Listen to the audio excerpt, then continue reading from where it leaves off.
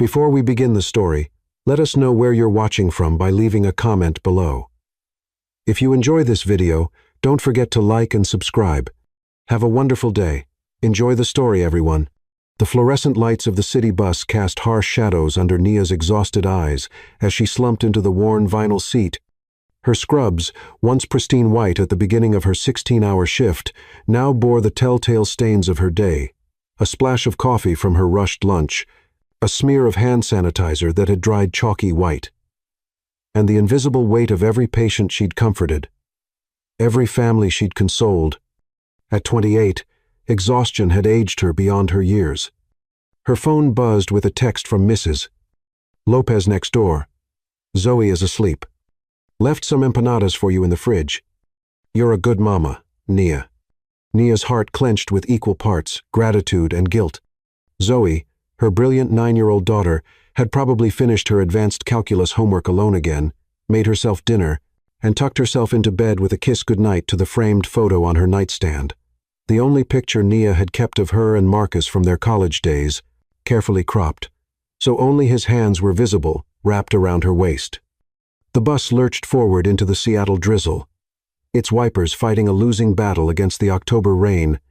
Through the water-streaked windows, the city lights blurred into abstract art. Neon signs advertising late-night diners, the warm glow of apartment windows where families gathered for dinner, the harsh fluorescent glare of convenience stores serving the night shift workers like herself. Only 5 other passengers remained on the 11:47 p.m. route through Capitol Hill, an elderly man clutching a grocery bag, a young woman in scrubs, similar to her own, 2 teenagers sharing earbuds, and a businessman in an expensive suit who seemed out of place on public transit this late at night. The bus smelled like disinfectant and damp fabric, with undertones of coffee and the faint sweetness of someone's forgotten pastry. This was her life now. Stolen moments of rest, between the chaos of survival. Every day was a carefully choreographed dance morning shift at the clinic, afternoon tutoring sessions conducted through her laptop's cracked screen, evening catering gigs that paid well but required her to smile while serving people who spent more on wine than she made in a month.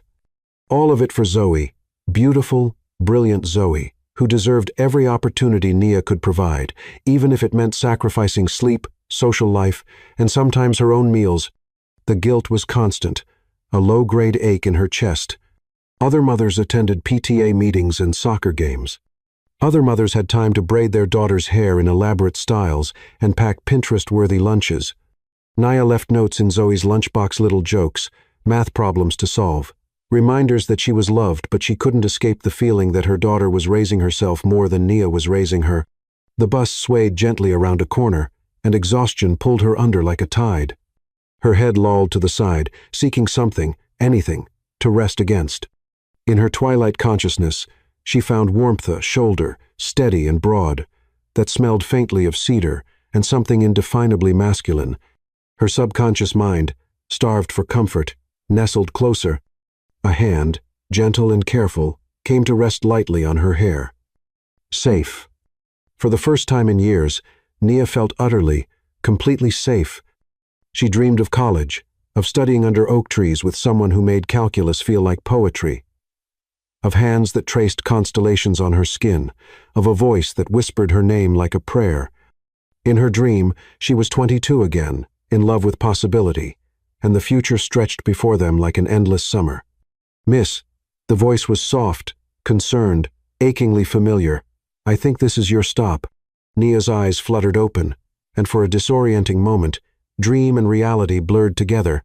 She was still nestled against a warm shoulder, still felt those careful fingers in her hair. The bus had stopped, and through the rain-streaked window, she could see the familiar glow of her neighborhood corner store. "Thank you," she murmured, starting to pull away. "I'm so sorry. I didn't mean to." The words died in her throat as she looked up. Green eyes, the exact shade of forest after rain, with flecks of gold that she'd once memorized like scripture. A face that had matured, grown sharper and more defined, but still held the same gentle strength that had made her feel like she could conquer the world.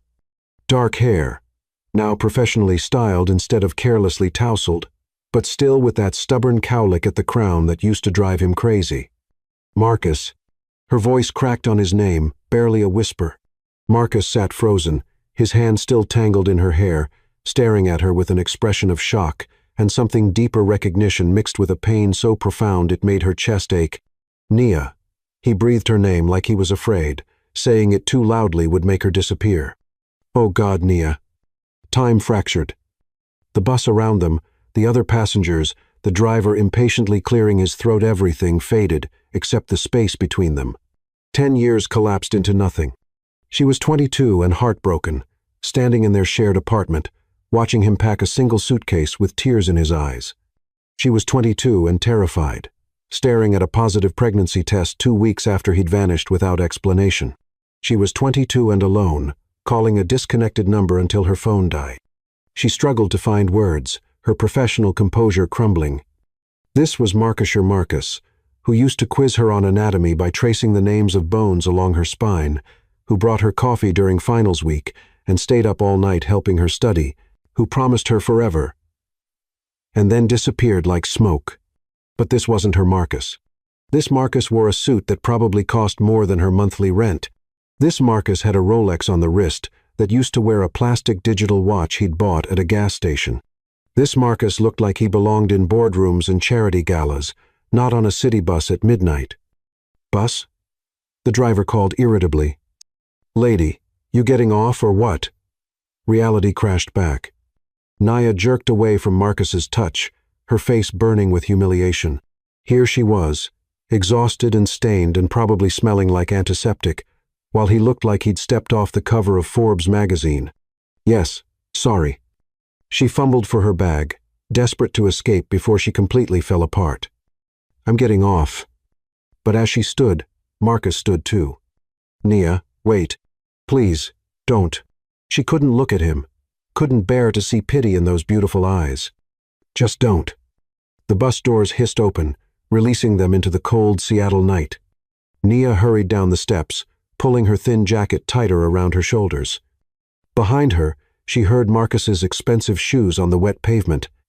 Nia, please, we need to talk. She spun around, and the words that had been building for 10 years finally found their voice. Talk? Now you want to talk? Where was that desire when you packed your bags and left without a word? Where was that when I called you crying and your number was disconnected? The rain was picking up, turning the streetlight into a hazy halo above them. Marcus's perfectly styled hair was beginning to curl at the edges, and she hated that she noticed. Hated that her heart still skipped at the sight. I know, he said quietly. I know how it looked. But if you'll just let me explain. Explain what? That I wasn't good enough? That your family finally convinced you that the scholarship girl from the wrong side of town wasn't worth your time? Tears mixed with rain on her cheeks. I got the message, Marcus. Loud and clear. Pain flashed across his features. That's not God, Nia. It was never about that. You have to know, it was never about that. A car splashed through a puddle nearby, sending up a spray of dirty water. Nia stepped back, but Marcus moved closer, instinctively shielding her from the spray. The gesture was so automatic, so caring, that it broke something inside her chest. Then what?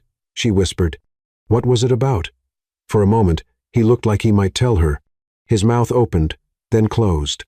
She could see him struggling with something, the same expression he used to get when wrestling with impossible physics problems. It's complicated, he finally said. Complicated? She laughed bitterly. That's what you're going with after 10 years? Complicated? Nia, her phone rang, cutting through the tension. Mrs. Lopez's number flashed on the cracked screen. Nia, I'm sorry to call so late, but Zoe woke up. She's asking for you. She had another nightmare about the math competition. Zoe, her daughter, her brilliant, sensitive daughter, who inherited her father's green eyes and his gift for numbers, and who had no idea that the man she'd been dreaming about meeting her whole life was standing 3 feet away. I'll be right there, Nia said, ending the call. She looked up at Marcus, and for a moment, let herself really see him. The boy she'd loved was still there, underneath the expensive clothes and the successful veneer, still there in the way he held himself slightly hunched against the rain, in the way his eyes never left her face, in the way his hands twitched like he wanted to reach for her. "I have to go," she said softly. "My daughter needs me." Something flickered in Marcus's expression surprise, followed by something that looked almost like pain. "You have a daughter?" It wasn't a question, but she nodded anyway. "Zoe. She's 9. The math was simple. Even Marcus, brilliant as he was, would figure it out eventually. Nia saw the exact moment understanding dawned in his eyes, followed immediately by shock. "Nia, don't." She stepped back, shaking her head. "Don't ask. Don't you Dari ask." She turned and started walking, her worn sneakers splashing through puddles. Behind her, she heard Marcus call her name once, desperate and broken, but she didn't turn around. She couldn't. If she looked back, she might crumble completely. It wasn't until she reached her apartment building that she realized she was sobbing. 10 years of carefully constructed walls, 10 years of protecting herself and Zoe, 10 years of convincing herself she was over, Marcus, all of it destroyed by 20 minutes on a bus and 5 minutes in the rain. She climbed the 3 flights to their small apartment, where Mrs. Lopez waited with worried eyes, and Zoe slept restlessly in her bed, clutching the stuffed elephant Marcus had won for Nia at a carnival their junior year, the one Nia had never been able to throw away, no matter how much it hurt to look at. As she changed out of her damp clothes, Nia caught sight of herself in the bathroom mirror. Her hair was a mess, her makeup smeared, her eyes red with exhaustion and tears. This was who she'd become, a tired single mother, barely keeping her head above water, a far cry from the confident pre-med student who used to debate philosophy with Marcus until dawn. But then she thought of Zoe, brilliant and kind and everything good about the world, and she straightened her shoulders. She'd built a life, not the life she'd planned, but a good life, a life full of love and purpose and small daily victories. Marcus could keep his expensive suits and his complicated explanations. She and Zoe were just fine without him, even if her treacherous heart was already whispering that they weren't fine at all. They never had been. Outside, the rain continued to fall, washing the city clean for another day. And somewhere in the darkness, Marcus stood on an empty street corner, staring up at a lighted window 3 stories high, wondering if the woman behind it would ever forgive him for the choices he'd made when he was too young and too scared to fight for what mattered most. The night held its breath, waiting for tomorrow to bring them face to face again. Because in a city of millions, some encounters were destiny, and some loves were too powerful to die quietly in the rain. Chapter 2. Ghosts of the Past.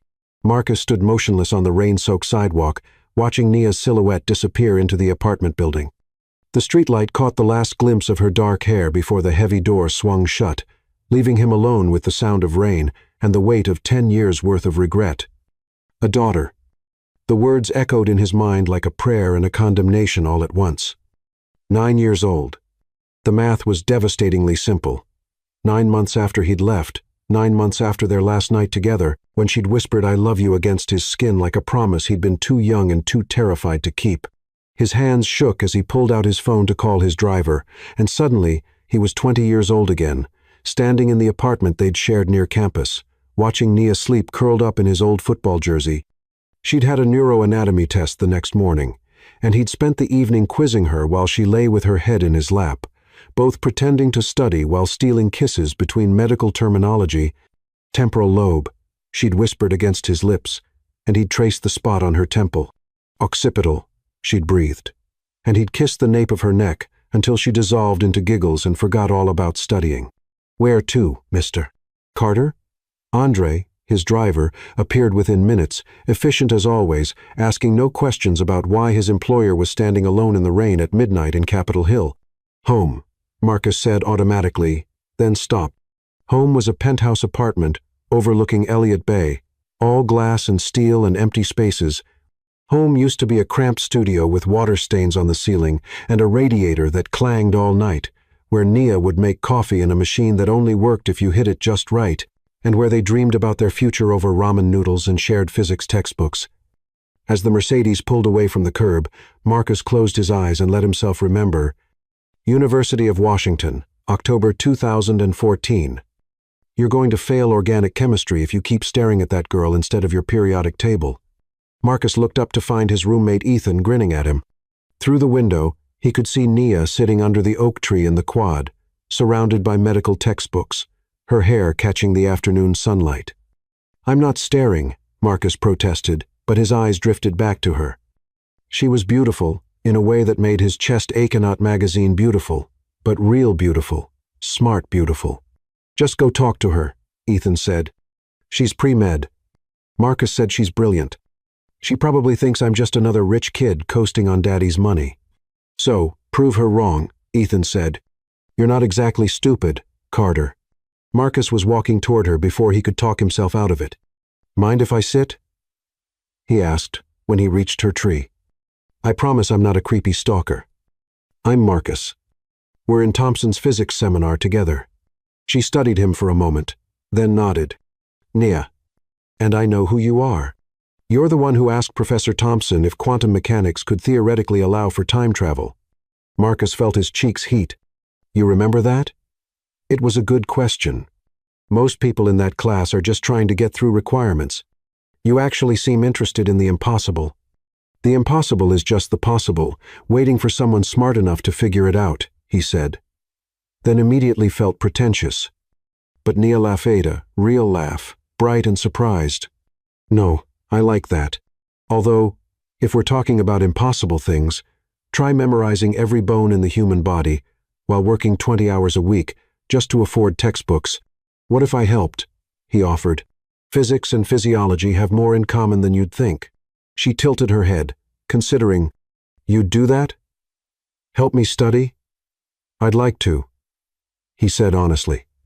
They studied together until the sun set, her head eventually finding its way to his shoulder. That was the beginning, the moment when his life divided into before Nia and everything that came after.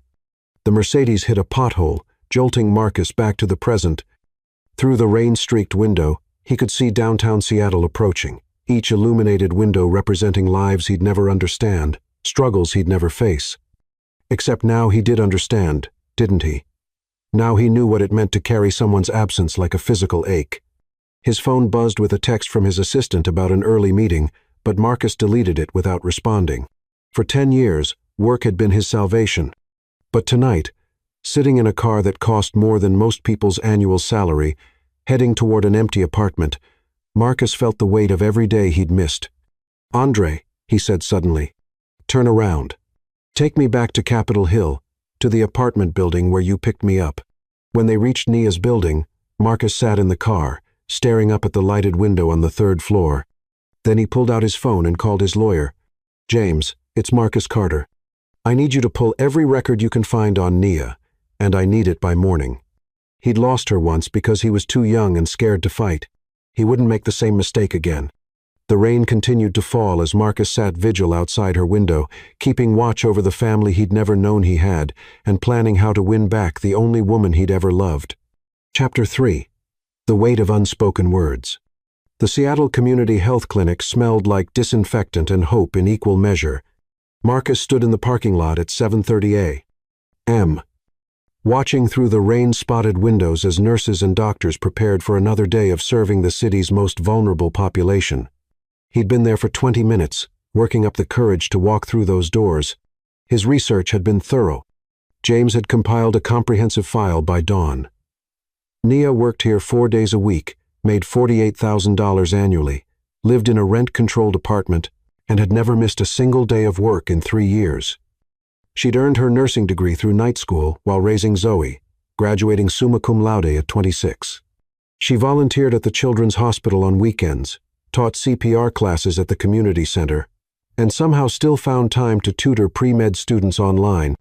Reading her life laid out in clinical facts had made Marcus's chest ache with a mixture of pride and devastating regret. This was the woman who dreamed of becoming a trauma surgeon, who used to stay up all night in the hospital library, absorbing medical journals like they were love letters. She'd been accepted to Johns Hopkins Medical School with a full scholarship that would have changed everything until he destroyed her life by leaving. The file hadn't mentioned what happened to that scholarship, but Marcus could guess. Pregnant, alone, and abandoned by the father of her child, Nia had been forced to choose between her dreams and survival. She'd chosen to be a mother, and it had cost her everything she'd worked for. Sir, you've been standing out here for a while. Are you okay? Marcus turned to find a security guard approaching, his expression kind but concerned. I'm fine, he said quickly. Just nervous about a meeting. The guard nodded sympathetically. First time volunteering? The clinic can be overwhelming, but Dr. Sanchez and the team are good people. They'll take care of you. Before Marcus could correct him, the guard was walking away, leaving him with an unexpected opening. If they thought he was a volunteer, maybe he could get inside without causing a scene. The lobby was small but warm, filled with mismatched chairs and children's artwork taped to the walls. A handwritten sign read, "Welcome. Bienvenidos. Добро пожаловать." In cheerful colors. Behind the reception desk, a woman with kind eyes and graying hair looked up as he approached. "You must be the new volunteer from the Carter Foundation," she said with a smile. "I'm Elena. Nia mentioned you'd be coming by to observe our programs." Marcus's heart stopped. "Nia mentioned me? Oh, yes." She was so excited when she heard the foundation was finally sending someone to see our work firsthand. "We've been hoping for increased funding for our prenatal program." Elena's smile faltered slightly. "Although, I have to say, you're much younger than we expected." Marcus realized what had happened. His foundation, the one he'd started quietly 3 years ago, using his personal fortune rather than family money, funded dozens of community clinics.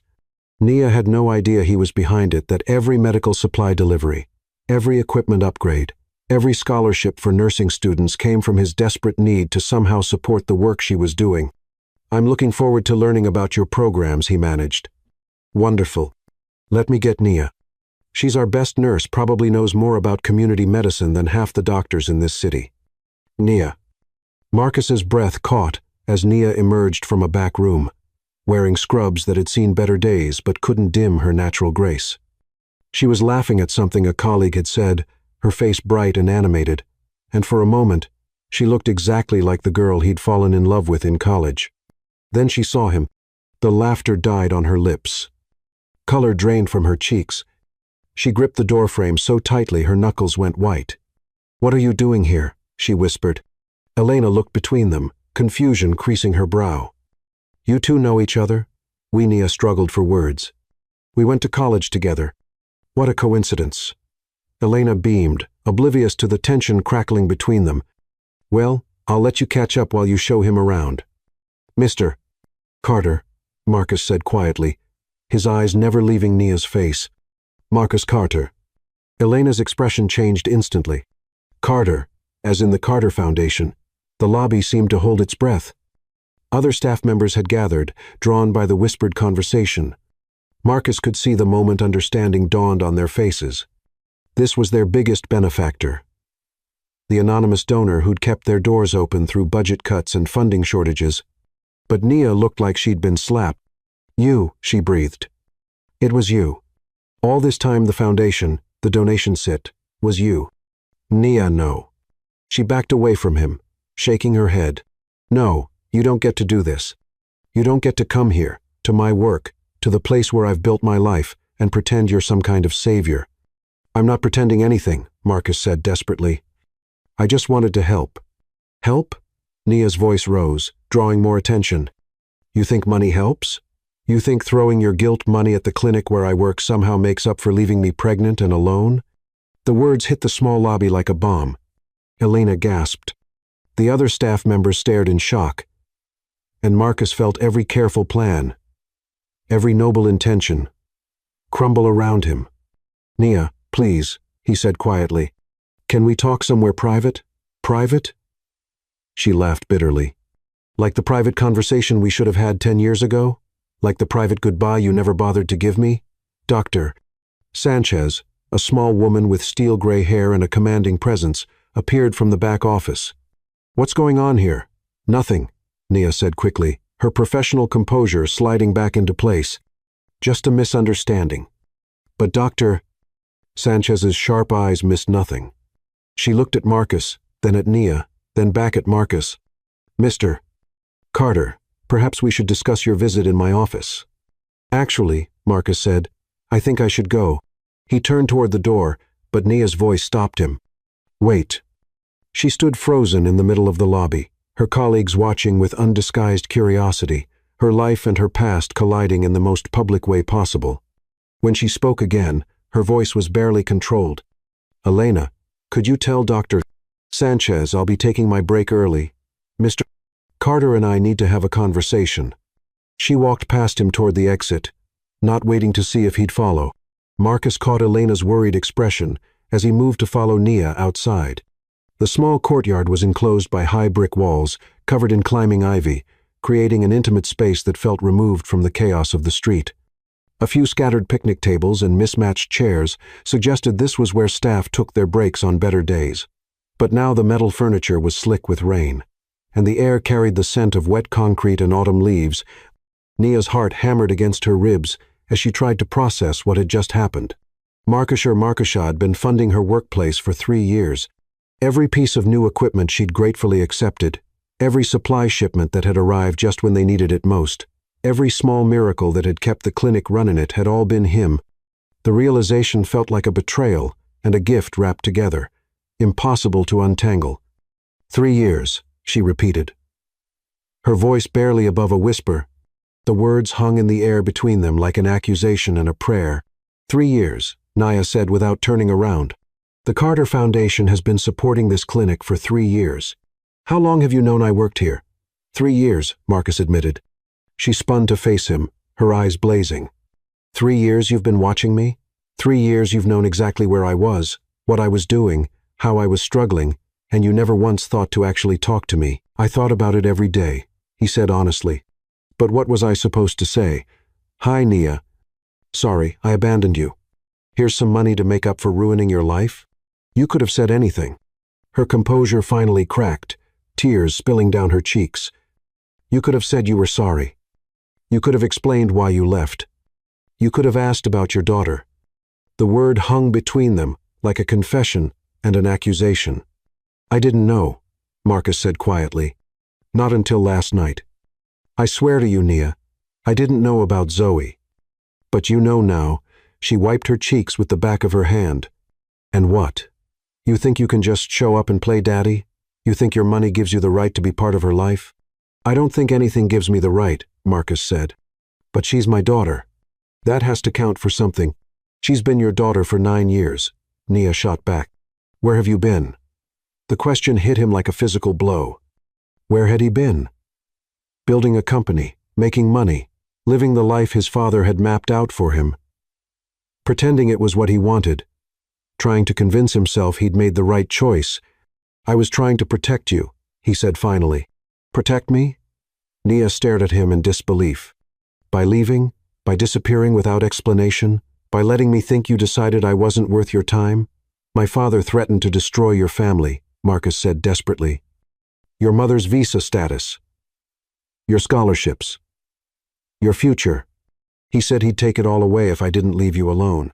Nia went very still. What? He found out about us, about how serious we were getting. He'd already arranged for me to marry Sophia Bennett. It was supposed to be a business merger disguised as a romance. When I told him I was in love with you, that I wanted to marry you instead, Marcus ran his hands through his hair. He went nuclear. Said he'd have your mother deported. Said he'd make sure you never got into medical school. Said he'd destroy your entire family unless I walked away and never contacted you again. So you just believed him? Nia's voice was hollow. I was 20 years old and scared, Marcus said. I'd seen what my father was capable of when he wanted to destroy someone. I thought I was saving you. I thought if I left, you could have the life you deserved without my family's poison touching it. The life I deserved. Nia shook her head slowly. Marcus, the life I deserved was the one we planned together. The life I deserved included you. The simple statement broke something fundamental inside Marcus's chest. All these years, he'd told himself he'd made a noble sacrifice, that he'd saved Nia from his family's corruption. But standing here now, seeing the pain in her eyes, understanding the life she'd been forced to build alone, he realized the truth. He'd been a coward. I know, he said quietly. I know I failed you. I know I failed our daughter. But I'm here now, and I want to make it right. Some things can't be made right with money, Marcus. Then tell me how, he said desperately. Tell me what I need to do. Nia looked at him for a long moment, her expression unreadable. When she spoke, her voice was tired. I need to get back to work. My patients need me. Nia, don't come here again, she said firmly. This is my place. The one space in my life that was untainted by our past. Don't take that away from me, too. She started to walk away, then stopped. If you really want to help these people, keep funding the clinic, but do it anonymously like you have been, and stay away from me. Marcus watched her disappear back into the building, leaving him alone in the empty courtyard with the weight of every choice he'd made and every word he'd failed to say. But as he stood there, he realized something had changed. For the first time in 10 years, Nia knew the truth about why he'd left. It wasn't forgiveness, not yet, but it was a beginning. And for the first time since he was 20 years old, Marcus was going to fight for what mattered most, no matter what it cost him. Even if it meant fighting his own father, even if it meant losing everything else he'd built. Some things were worth the battle. Some loves were worth the war. And Nia and their daughter were worth everything. Chapter 4. Mirrors of the Heart.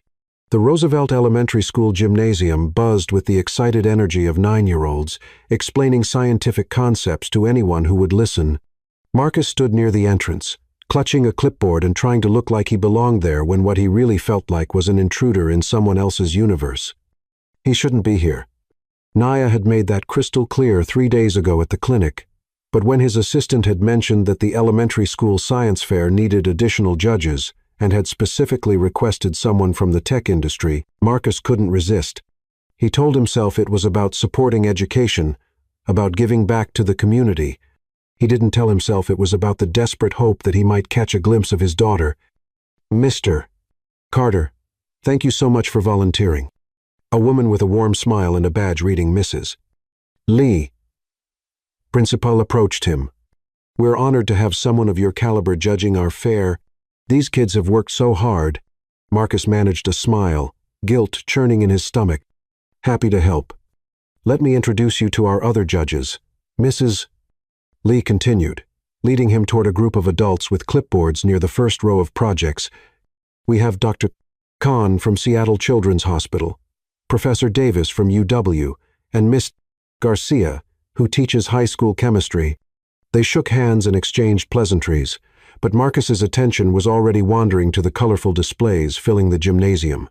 Volcanoes and solar systems, plant growth experiments and simple machines, the earnest creativity of children trying to understand how the world worked. Each judge takes a section. Mrs.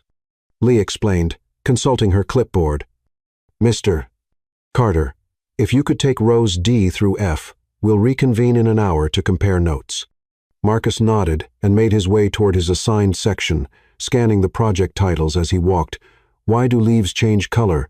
By Liam Johnson. The Physics of Basketball by Emma Park. How Magnets Work by. He stopped dead in his tracks. Single-Parent Families. Statistical Analysis and Social Impact by Zoe Monroe.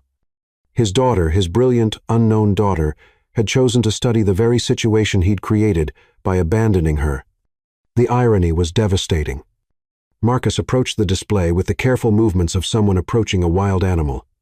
The project board was meticulously organized, with hand-drawn charts and graphs that demonstrated sophistication far beyond elementary school level. But it was the photo in the center that made his breath catch. A school picture of a girl with his green eyes and Nia's sharp cheekbones, her dark hair pulled back in neat braids, wearing a smile that was both confident and slightly shy. She was beautiful, perfect, undeniably his. Are you here to judge my project? Marcus spun around and found himself face to face with Zoe for the first time in his life. Up close, the resemblance was even more striking. She had his stubborn chin and the exact shade of green eyes that had gotten him into trouble in every photo his mother had ever taken. But there was something else in her expressiona, keen intelligence, and quiet strength that was purely Nia. Marcus cleared his throat, trying to find his voice. Yes, I'm one of the judges. This is your project? Uh-huh. Zoe straightened proudly. I'm Zoe. I've been working on it for 2 months. 2 months? Marcus repeated, still staring at her. His daughter. This brilliant, articulate little person was his daughter. That's that. It was very impressive. Why did you choose this topic? Zoe's expression grew serious. Well, I live with just my mom, and I wanted to understand if that was normal or weird. I interviewed 23 kids in my grade, and it turns out 12 of them live in single-parent homes too. But then I wanted to know why. and what the statistics looked like for the whole country. She pointed to her charts with the confidence of a seasoned researcher. See? 23% of children under 18 live with only one parent, and 84% of single-parent households are headed by mothers.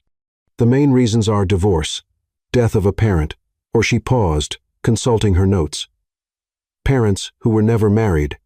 The clinical way she discussed her own situation made Marcus's heart ache. This was his fourth brilliant daughter growing up analyzing her own family structure like a research project because she didn't understand why her father wasn't there. "What conclusions did you draw?" he asked carefully. "Well, my hypothesis was that kids from single-parent families would perform worse in school," Zoe said. "But actually, that's not always true. It depends more on socio-economic factors and parental involvement. My mom is super involved in my education, and I have the highest grades in my class." Pride and pain warred in Marcus's chest. Of course, Nia was an incredible mother. Of course, she'd raised their daughter to be brilliant and confident and proud of their family, even though he'd forced her to do it alone. "That's a very sophisticated analysis," Marcus said honestly. "You're clearly very smart." Zoe beamed. "My mom says I get it from my dad. She says he was the smartest person she ever knew, and that's why I'm good at math and science." The words hit Marcus like a physical blow. Even after everything he'd done, after 10 years of absence and abandonment, Nia still spoke positively about him to their daughter still. Let Zoe believe her father was someone worth admiring. "Your mom sounds like a wonderful woman," Marcus managed. "She is," Zoe said simply. "She works really hard to take care of us. She has 3 jobs, but she still helps with my homework every night and comes to all my school stuff. She's like the best person in the world." Marcus had to look away, overwhelmed by emotion. When he trusted himself to speak again, he found Zoe studying him with curious eyes. "Are you okay, mister? You look kind of sad." "I'm fine," he said quickly. "Just thinking about how lucky you are to have such a good mom." "I know," Zoe said matter-of-factly. "Sometimes I wish I had a dad too. Though, not because my mom isn't enough, but because I don't know. It might be nice to have someone to teach me about guy stuff, and to help my mom not be so tired all the time." The simple honesty of it nearly broke him. Marcus knelt down to her level, bringing himself eye to eye with his daughter for the first time. "Can I tell you something?" he said softly. "Sometimes parents make mistakes. Big mistakes. And sometimes those mistakes hurt the people they love most, even when they're trying to protect them." Zoe tilted her head, considering this. "Like when my mom made me give away my hamster because she thought it would be too much work, but really she was just worried about the vet bills." "Something like that," Marcus said, his voice thick, but bigger, much bigger. "Well," Zoe said practically, "my mom always says that mistakes are learning opportunities, and that it's never too late to try fixing things as long as you're truly sorry and willing to work hard." The wisdom of a 9-year-old, Marcus thought simple and devastating, and absolutely right. "Your mom is very smart," he said. "She went to college with my dad," Zoe said proudly. "She has pictures of them studying together. She says they were going to be scientists and change the world." "What happened?" Marcus asked, though he already knew the answer. "He had to go away," Zoe said simply. "My mom doesn't like to talk about it, but I think something bad happened. She gets sad sometimes when she thinks I'm not looking." Marcus closed his eyes briefly, imagining Nia alone and pregnant, watching her dreams disappear along with her future, imagining her working multiple jobs while going to nursing school at night, raising Zoe with love and determination while he lived in ignorance of their existence. "I bet he thinks about you," Marcus said quietly. "Your dad? I bet he thinks about you every day and wishes things could have been different." "Do you really think so?" Zoe's green eyes lit up with hope. "I know so," Marcus said with absolute certainty. "And I bet if he could tell you one thing, it would be that he's proud of you, proud of how smart and kind and strong you are." Zoe smiled, and Marcus saw Nia's smile reflected in their daughter's face. "That's nice to think about. Hey, do you want to see my data analysis? I used Excel to make the graphs." For the next 20 minutes, Marcus listened to his daughter, explained statistical correlation and causation with the enthusiasm of someone half her age and the intelligence of someone twice her age. She was remarkably curious and confident, and completely unaware that she was having the most important conversation of her father's life. "Zoe," a familiar voice called from across the gymnasium. "There you are, sweetheart." Marcus's blood turned to ice as he looked up to see Nia walking toward them, wearing a yellow sundress that made her look younger than her 28 years. She was smiling at Zoe with pure love and pride. But when her gaze shifted to Marcus, the smile died instantly. "What are you doing here?" she asked, her voice carefully controlled. "Mommy, this is Mr." Zoe looked up at Marcus expectantly. "Carter," Marcus replied, standing up slowly. "Marcus Carter." "Carter?" Zoe's eyes widened. "Like the technology company, the one that makes the educational software for my school?" "Yes," Marcus said quietly, not taking his eyes off Nia's face. She looked terrified and furious in equal measure. "Mom, did Pipe is he here?" Zoe asked excitedly. "He's been asking really good questions about my project. He knows a lot about statistics." "I'm sure he does," Nia said carefully. "Zoe, why don't you go get some juice from the refreshment table? I need to talk to Mr. Carter about something, but now, sweetheart." Zoe looked between them with the perceptive intelligence of a child who'd learned to read adult emotions early. "Are you guys going to fight?" "No," Nia said immediately. "We're just going to have a quick conversation." "Go on." Once Zoe was out of earshot, Nia turned on Marcus with barely controlled fury. "You promised you'd stay away from my work," she hissed. "This is her school, Marcus. Her space. You can't just show up wherever you want." "I didn't know she'd be here," Marcus said truthfully. "I volunteered to judge the science fair before I knew." "Before you knew what? Before you knew I had a daughter in this school?" "She's remarkable," Marcus said, his voice full of wonder. "Nia, she's absolutely remarkable. Did you see her project? She's 9 years old, and she's doing statistical analysis that would impress college students." "She gets it from you," Nia said automatically, then looked like she immediately regretted the admission. "She gets it from both of us," Marcus corrected gently, "but mostly from you. The way she talks about you, the love and respect in her voice, Nia. You've done an incredible job raising her." For a moment, Nia's defensive posture softened. "She is pretty amazing, isn't she?" "She's perfect," Marcus said with absolute sincerity. "And she's ours." The possessive pronoun hung between them like a bridge and a chasm all at once. Nia's walls slammed back up. "No," she said firmly. "She's mine. You don't get to claim her just because you share DNA." "I'm not trying to claim her," Marcus said desperately. Nia. I spent 20 minutes talking to my daughter for the first time in my life. She's brilliant and funny and so full of love, and I missed all of it. I missed her first steps and her first words and 9 years of bedtime stories. I can't get that back, but maybe I don't have to miss everything else." Across the gymnasium, Zoe was chatting with another child near the refreshment table, but her eyes kept drifting back to where her mother stood talking to the nice judge who'd been so interested in her project. "She asks about you," Nia said quietly, following his gaze. "Not often, but sometimes, usually at night when she's supposed to be sleeping. She wants to know if you're smart like her. If you have green eyes like her. If you would be proud of her science projects." "What do you tell her?" "I tell her the truth," Nia said simply, "that you're the smartest person I ever knew, that she has your eyes and your mind and your stubborn chin, and that wherever you are, you would be incredibly proud of the person she's becoming." The generosity of it, after everything he'd done, left Marcus speechless. "But Marcus," Nia continued, her voice growing firm again, "I also tell her that some people aren't meant to be parents, that sometimes love isn't enough to make someone stay." The words were meant to hurt, and they did. But underneath the pain, Marcus heard something else say, challenge. "Prove me wrong," her eyes seemed to say. "Prove that you're not the man who runs when things get difficult." "Mommy." Zoe bounded back over to them, holding a cup of apple juice and a chocolate chip cookie. "Mrs. Lee says they're about to announce the winners. Do you think I have a chance?" "I think you're going to win first place," Marcus said before Nia could answer. "Your project is the most impressive thing I've seen today." Zoe beamed at him, then looked at her mother. "Can Mr. Carter sit with us for the announcements, please? He's been so nice, and he really understands statistical analysis." Nia looked trapped. Around them, families were gathering on the bleachers, and saying no would require an explanation that Zoe wasn't ready to hear. "Of course," Nia said finally. "Mr. Carter is welcome to join us." As they found seats on the bleachers, Zoe chattering excitedly between them about her project and her hopes for the competition, Marcus felt something he hadn't experienced in 10 years, the possibility of belonging somewhere, of being part of something real and meaningful and good.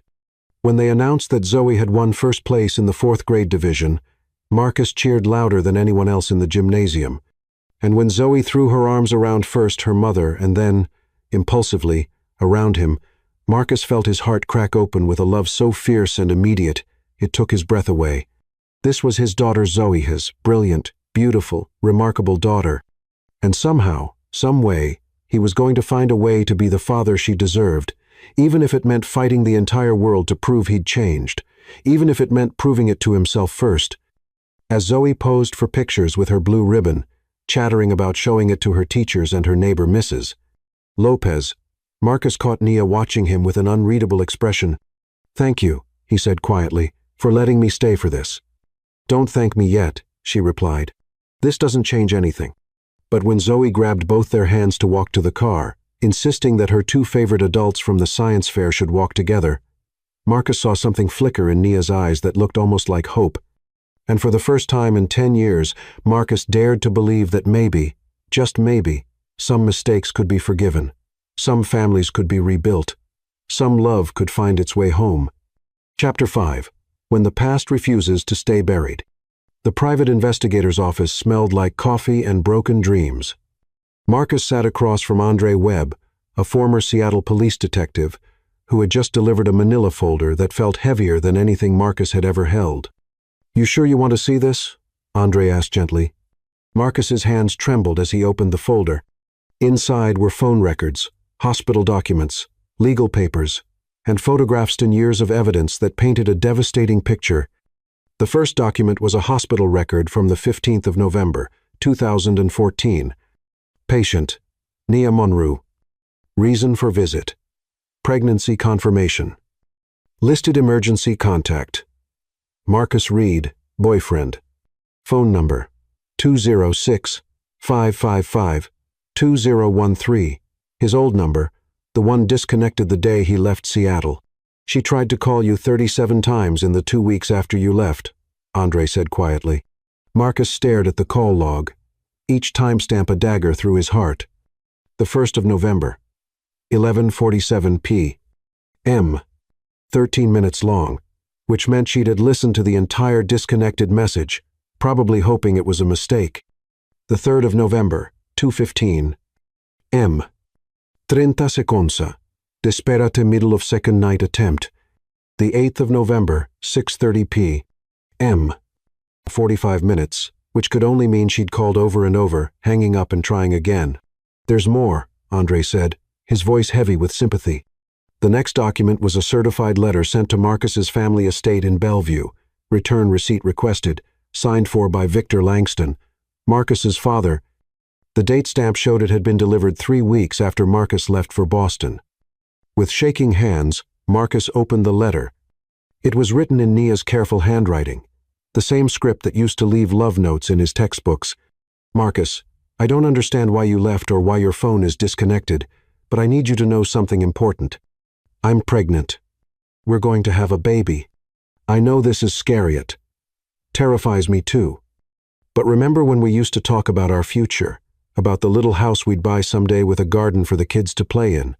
Maybe this is happening sooner than we planned, but it could still be beautiful. I love you. I love us. I love this tiny person we made together. Please come home. Please call me. Please don't leave me to do this alone. I'll wait for you. I'll wait as long as it takes. Forever yours, Nia." The letter was dated the 10th of November, 2014. Marcus had been in Boston for 2 weeks by then, throwing himself into his father's company with the desperate determination of someone trying to forget his own heart.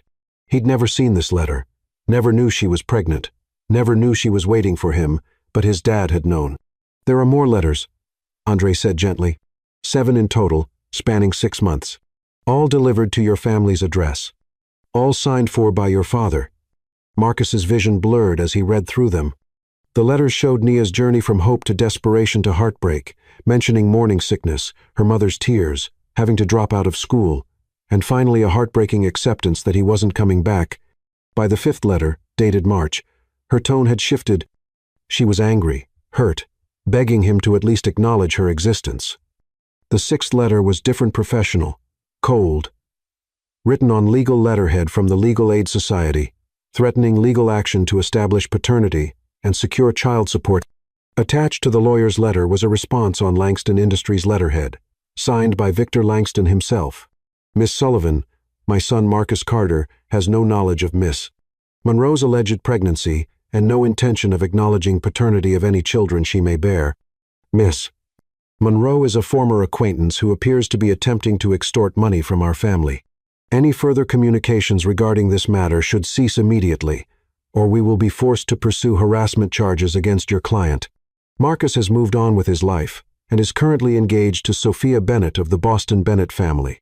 He has no interest in revisiting past relationships or supporting the financial schemes of former girlfriends. Respectfully, Victor Langston, Langston Industries. The final letter was from Nia herself, dated the 3rd of August, 2015, 2 weeks after Zoe was born. Marcus, I don't know if you're even getting these letters, but I need to try one more time. Our daughter was born on the 18th of July. Her name is Zoe, which means life.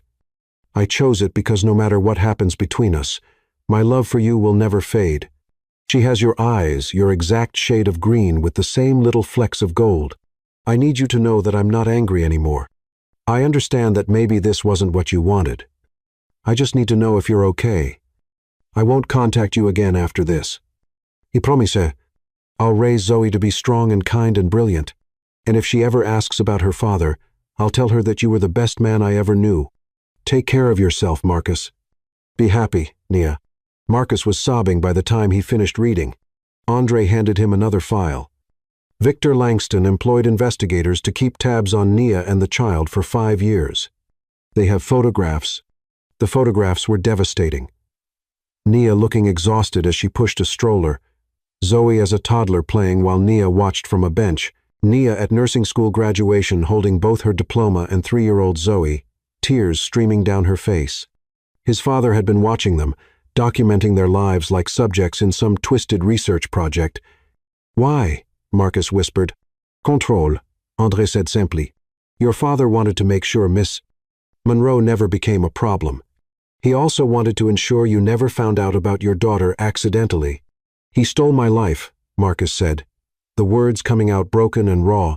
He stole 10 years of my life, 10 years of her life, 10 years of Zoe's life. Yes, Andre agreed quietly. He did. Marcus stood abruptly, the chair scraping against the floor. I need to see him. I need to confront him. Mr. Carter, maybe you should wait. No. Marcus's voice was steel. I've waited long enough. An hour later, Marcus sat in the opulent living room of his childhood home, watching his father pour himself a brandy with steady hands, while Marcus's entire world crumbled around him.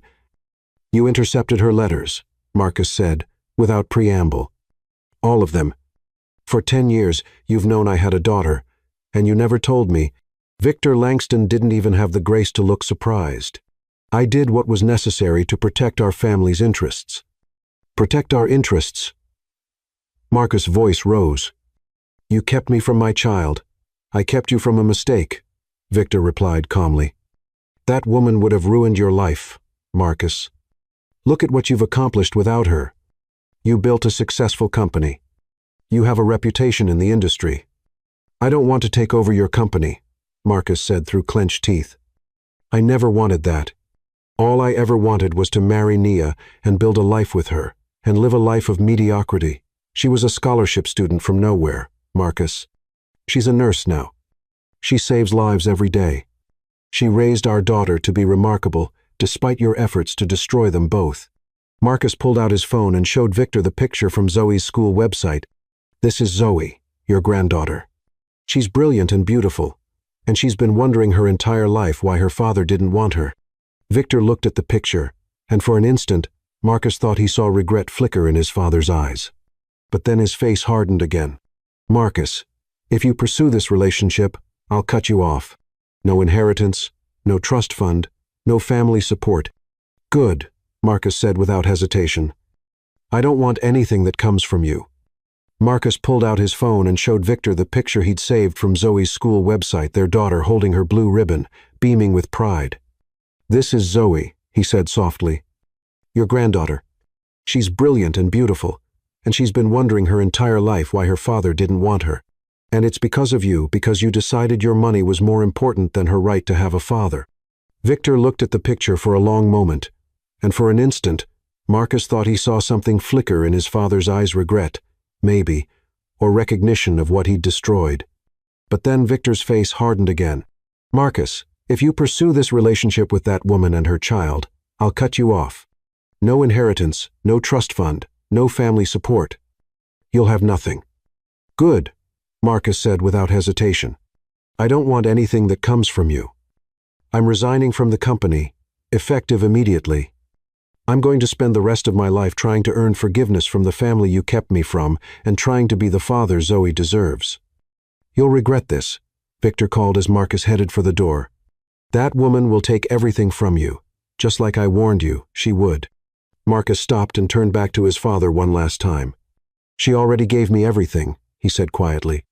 She gave me the best parts of myself, and she gave me a daughter who's worth more than your entire fortune. I'm the one who took everything from her. As Marcus walked out of his childhood home for the last time, he felt something he hadn't experienced in 10 years. Freedom. The weight of his father's expectations, his family's legacy, his inherited guilt, all of it fell away, leaving him with one crystal-clear purpose. He was going to spend the rest of his life making up for lost time. He was going to prove to Nia that he wasn't the same scared 20-year-old who'd let his father dictate his choices. And he was going to show Zoe that sometimes, when someone really loves you, they fight for you, even if they have to fight the entire world to do it, the man she and Zoe deserved. Chapter 6. The Courage to Begin Again. The first time Marcus appeared at Roosevelt Elementary to volunteer for playground duty, Nia assumed it was a coincidence. The second time, she suspected ulterior motives. By the fourth time, she realized he wasn't going anywhere. Miss Monroe, could you tell Mr. Carter that recess supervisors need to actually supervise instead of standing by the fence looking lost? Mrs. Lee had cornered Nia after school, exasperation clear in her voice. Nia sighed, watching through the window as Marcus stood awkwardly near the playground equipment, wearing jeans and a polo shirt that probably cost more than her monthly grocery budget, clearly having no idea how to interact with a swarm of energetic 9-year-olds. I'll talk to him, she promised. Though what she really wanted to do was march over there and demand he stop making her life complicated. It had been 2 weeks since the science fair, 2 weeks of Marcus appearing in her peripheral vision like a persistent ghost. He'd volunteered for the school book fair, donated new computers to the computer lab, and somehow convinced the principal to let him start an after-school science clue ball without directly approaching Nia or Zoe, but she saw him watching, always watching with an expression of desperate longing that made her chest ache, despite her best efforts to stay angry. Mr. Carter, she called as she approached the playground. Could I speak with you for a moment? Marcus turned, and she caught the flash of hope in his eyes before he carefully schooled his expression. Of course. They walked to the edge of the playground, far enough from the children that they could speak privately, but close enough that Nia could keep an eye on Zoe, who was engrossed in a complex hopscotch game with her best friend Ava. What are you doing? Nia asked without preamble. Volunteering, Marcus said simply. The school needed help, so I'm helping. That's not what I mean, and you know it. Marcus was quiet for a moment, watching Zoe navigate the hopscotch squares with mathematical precision. I'm trying to learn how to be part of her world, he said finally. I don't know how to be a father, Nia. I don't know how to talk to 9-year-olds, or what they need, or how to make them feel safe and loved. So I'm starting here, learning what her days look like, what makes her happy. The honesty in his voice caught her off guard. Marcus, I know you don't trust me, he continued. I know I have to earn the right to be in her life. I'm not asking for instant forgiveness or immediate access. I'm just asking for the chance to prove that I'm not the same person who left 10 years ago. Nia studied his face, looking for signs of manipulation or selfish motive. but all she saw was sincere determination and a vulnerability that reminded her painfully of the young man she'd fallen in love with in college. "The playground supervisor position requires a background check," she said finally. "Already completed," Marcus replied, "along with the mandatory child protection training and first aid certification." "You took first aid training?" "Last weekend. The Red Cross offers accelerated courses." He paused, then added quietly, "I wanted to be prepared in case Zoe ever got hurt while I was around." Something inside Nia's chest cracked a little. She'd been the one to take first aid courses when Zoe was a toddler, driven by the paralyzing fear of being the only adult responsible for keeping her daughter safe. The idea that Marcus was thinking the same way, preparing for scenarios that might never happen, spoke to a level of genuine care she hadn't expected. "Miss Monroe," a small voice interrupted her thoughts. "Tommy pushed me off the monkey bars, and now my knee hurts." Nia knelt down to examine 6-year-old Lily's scraped knee, automatically reaching for the first aid kit she always carried. But before she could clean the wound, Marcus was crouching beside them, his voice gentle and reassuring. "Hey there, Lily. That looks like it stings. Can I take a look?" Lily nodded, tears threatening but holding them back with the stoic determination of a child trying to be brave. Marcus examined the scrape with careful hands, his touch light and professional. "Well, the good news is it's not too deep," he told Lily seriously. "The bad news is it's definitely going to need some special treatment. Are you brave enough for superhero band-aids?" Lily's eyes widened. "You have superhero band-aids?" Marcus reached into his pocket and pulled out a small first aid kit apparently. He'd come prepared. "I have Wonder Woman, Superman, and Spider-Man. Which one do you think will help your knee heal fastest?" "Wonder Woman," Lily decided immediately. "She's the strongest." As Marcus carefully cleaned and bandaged Lily's knee, explaining each step in terms a 6-year-old could understand, Nia found herself remembering why she'd fallen in love with him in the first place. He'd always been good with people, patient and kind, with an ability to make anyone feel heard and valued. "There," Marcus said, smoothing the Band-Aid into place. "Now you have super healing powers, but you should probably take it easy on the monkey bars for a few days." "Okay." Lily nodded solemnly, then threw her arms around Marcus's neck in an impulsive hug. "Thank you, mister." "Marcus." After Lily skipped back to her friends, proudly displaying her superhero Band-Aid, Nia and Marcus stood in silence for a moment. "You're good with her," Nia said quietly. "Kids are honest," Marcus replied. "They say what they mean, and they mean what they say. It's refreshing after spending 10 years in boardrooms full of people who speak in corporate doublespeak. Is that really why you're here? To learn how to connect with children?" Marcus turned to look at her, and she saw something raw and unguarded in his expression. "I'm here because I lost 10 years with my daughter, and I can't bear the thought of losing another day. I'm here because I want to understand her world, her friends, what makes her laugh, what challenges her. I'm here because being near her, even from a distance, makes me feel more like myself than I have in a decade." The simple honesty of it took Nia's breath away. Before she could respond, Zoe came running over, her face flushed with excitement. "Mom, Mr. Carter, did you see my hopscotch tournament? I won 3 games in a row." "I saw," Marcus said, his whole face lighting up. "That was incredible. The way you calculated the angles for those corner throws was brilliant." Zoe beamed under his praise. "Ava says hopscotch is just luck, but I told her it's actually applied physics, trajectory and force and balance." "Ava's wrong," Marcus said seriously. "Hopscotch is definitely applied physics. Have you ever thought about what would happen if you changed the shape of the squares or the spacing between them?"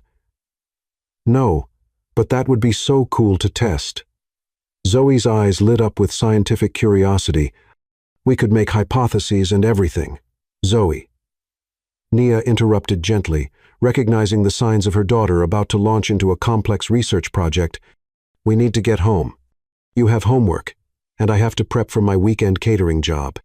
"Okay," Zoe said, but she looked disappointed to end the conversation about hopscotch physics. As they gathered Zoe's backpack and headed toward the parking lot, Marcus fell into step beside them, his presence both natural and surreal. Nia found herself hyper-aware of him, the way he automatically positioned himself between Zoe and the street, the way he slowed his naturally long stride to match theirs, the way his eyes never stopped scanning their surroundings, as if he was memorizing every detail. "Mom," Zoe said as they reached Nia's ancient Honda Civic. "My car door is being weird again." Nia's heart sank. The door handle had been sticking for weeks, and she'd been putting off the repair because she couldn't afford it until her next paycheck. She tugged on the handle, jiggling it the way that sometimes worked, but today it refused to budge. "Let me try," Marcus offered, stepping forward. "It's fine," Nia said quickly. "We'll figure it out." But Marcus was already examining the door handle with the focused attention he'd once brought to complex physics problems. "The mechanism is just misaligned," he said after a moment. "If you have a screwdriver in your glove compartment, I can fix it in about 2 minutes." "We don't need you to fix our car," Nia said, more sharply than she intended. The reminder of their financial struggles, especially in front of someone who could probably buy 10 cars without thinking about it, made her defensive. "I know you don't need me to," Marcus said gently, "but I'd like to help, if you'll let me." There was something in his voice, no pity or condescension, but simple kindness that made Nia's walls crumble just a little.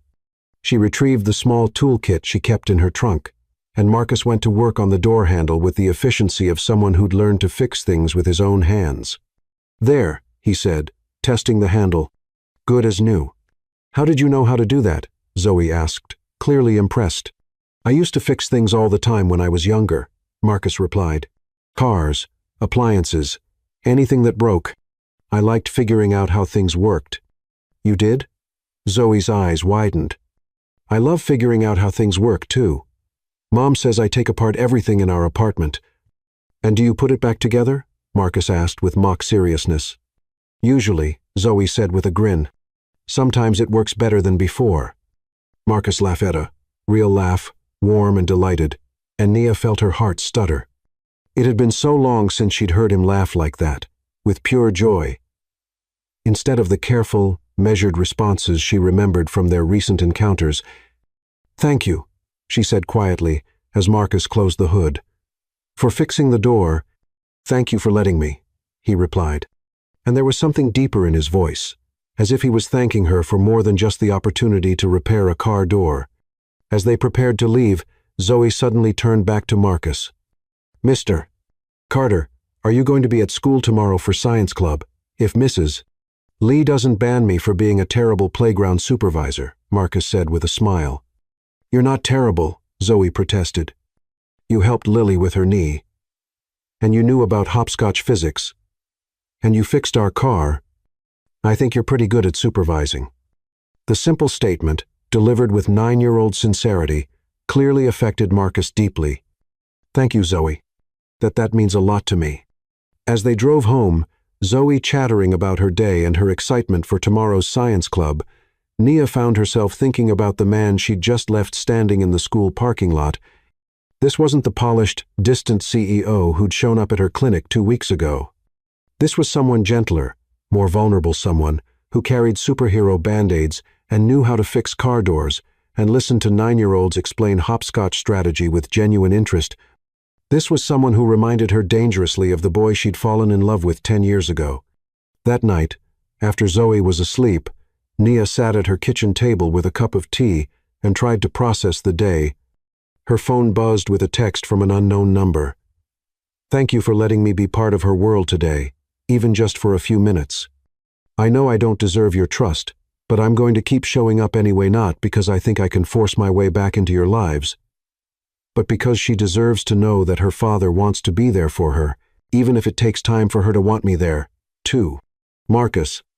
Nia stared at the message for a long time before typing back.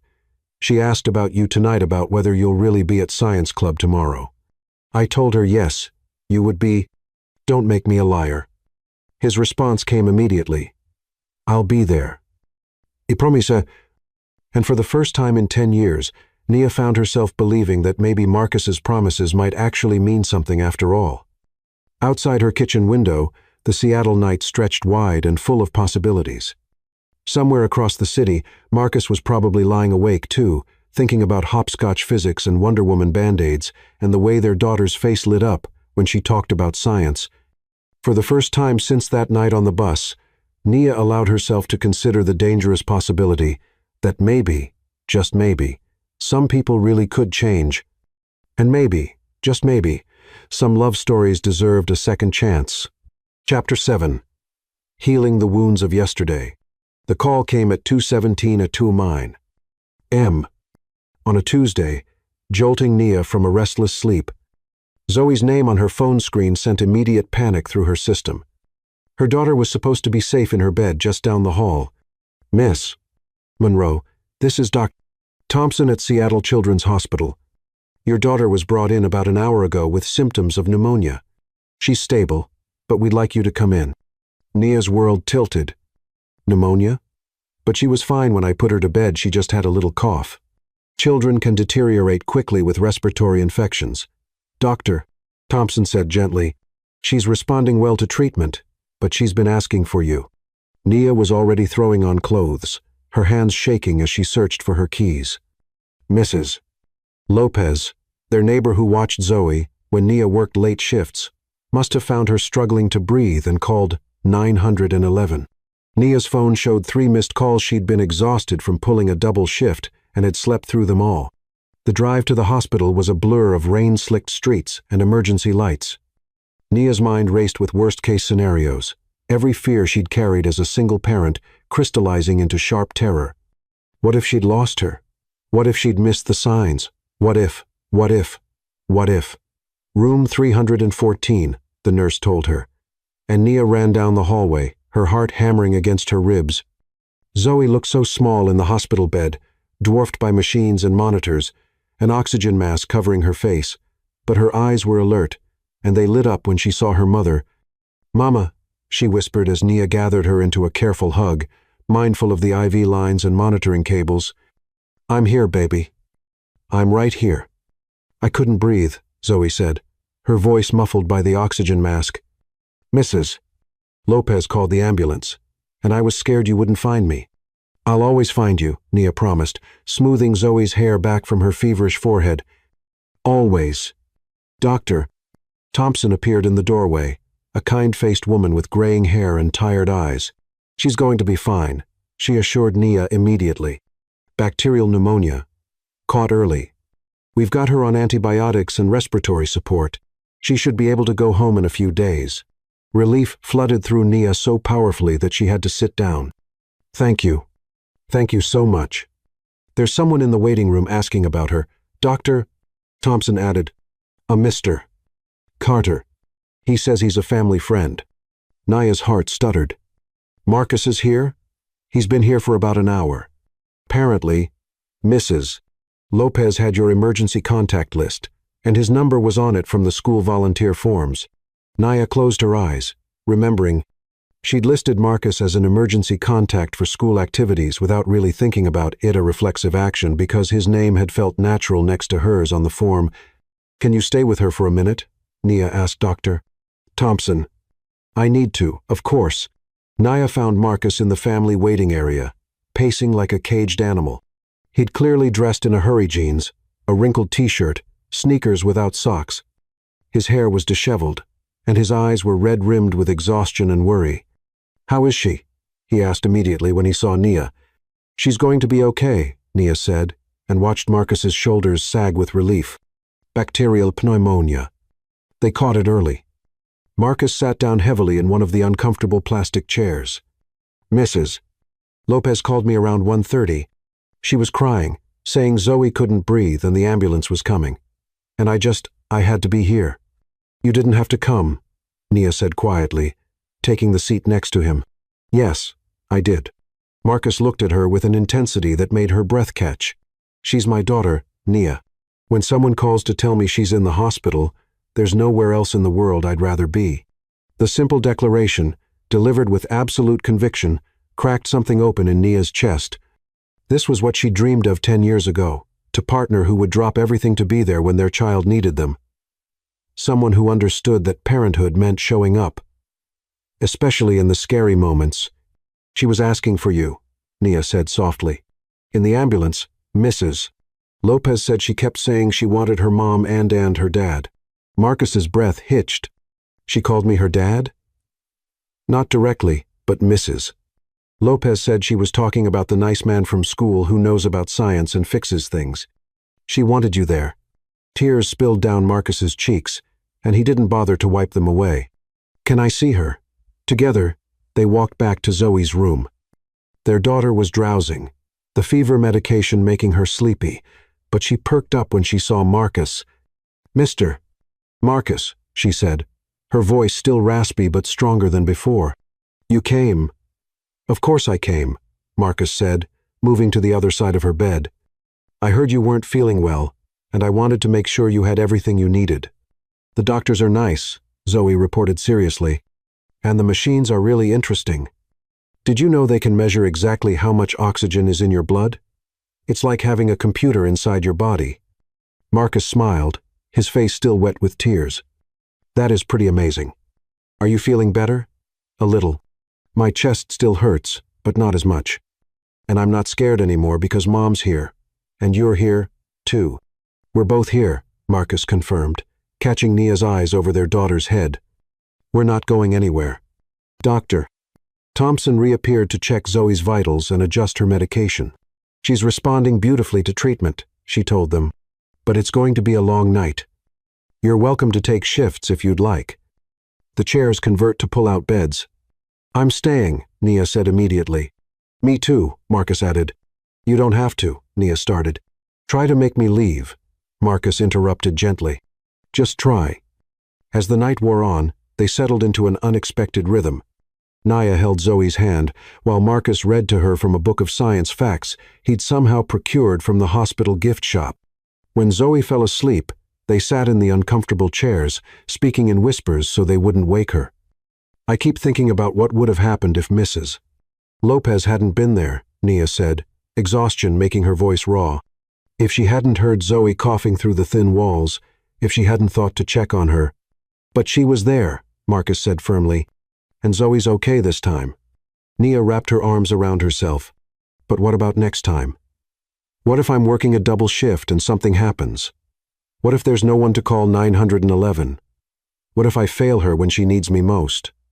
"You didn't fail her," Marcus said quietly. "You gave her a neighbor who loves her enough to listen through the walls. You gave her a community of people who care about her. You gave her a mother who would move heaven and earth to keep her safe. I gave her a life where she has to depend on neighbors because her father wasn't there," Nia said bitterly. "No," Marcus said, his voice steady. "You gave her a life full of love, despite the fact that her father was an idiot who let his family's money matter more than his heart." The honesty of it, the complete lack of defensiveness or excuses, caught Nia off guard. She looked at Marcus really, looked at him, and saw not the polished CEO or the guilty ex-boyfriend, but a man who was exactly as broken and terrified as she was. "I used to lie awake at night when she was little," Nia said softly, "wondering what I'd do if she got sick or hurt or scared. And I was all she had. It was the loneliest feeling in the world." "You weren't alone," Marcus said quietly. "I mean, I know you felt alone, and that's my fault. But you were never actually alone. You had Mrs. Lopez and your mom and all the people at the clinic who care about you.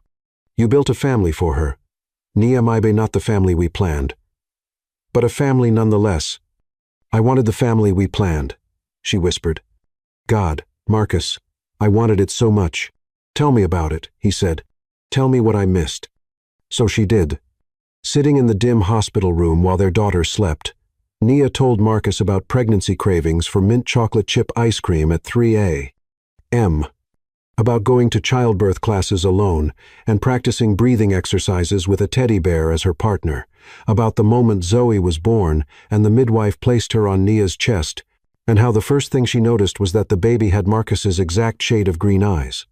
She told him about Zoe's first word mama and her first steps, taken at 11 months while Nia was studying for a nursing exam, about the time 3-year-old Zoe took apart their toaster to see the hot parts inside, and how she'd put it back together so perfectly that it worked better than before.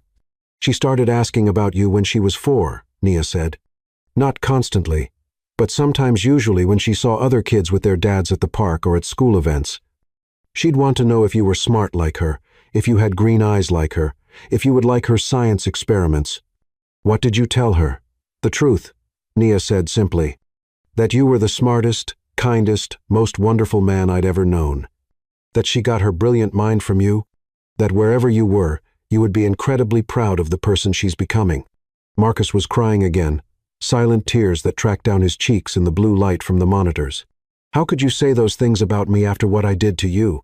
Because they were true, Nia said. Just because you left doesn't mean you weren't wonderful. Just because you broke my heart doesn't mean I stopped loving the man who'd given me the best parts of himself. Nia Marcus's voice was broken. I know why you left now, she continued.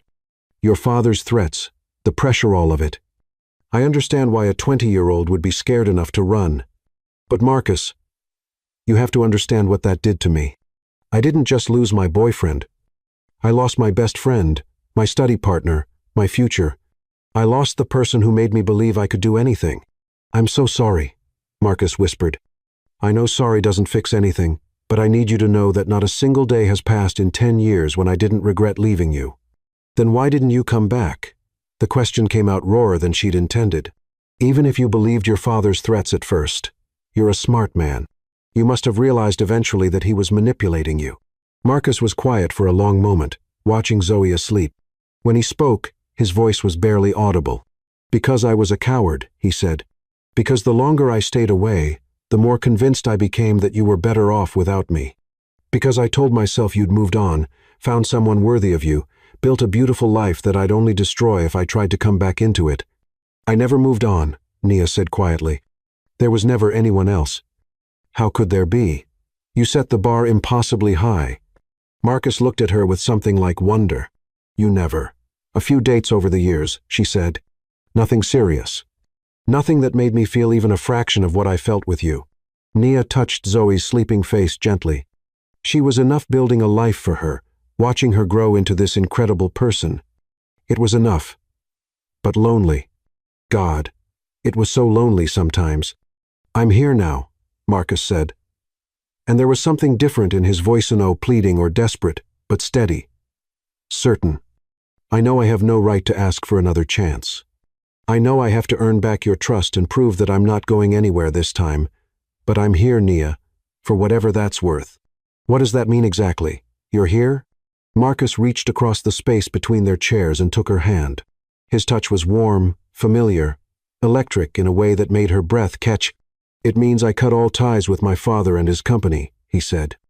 It means I'm liquidating my trust fund and using the money to start a foundation that will provide scholarships for single mothers going to medical school. It means I bought a house in Zoe's school district so I can be close to her. It means I'm not going anywhere ever again, whether you decide to give me another chance or not. Nia stared at him. You did all that? I did all that, he confirmed. Because this, he gestured to encompass their daughter, sleeping peacefully between them. This is my family. You are my family, and I'm done letting anyone else decide what matters more than the people I love. The words hung in the air between them, charged with 10 years of longing and regret and hope. Nia felt something shift inside her chest, like a door she'd locked 10 years ago was finally creaking open. Marcus, I love you, he said simply. I've loved you since I was 20 years old, and I'll love you when I'm 90. I love the woman you were in college, and I love the incredible mother you've become.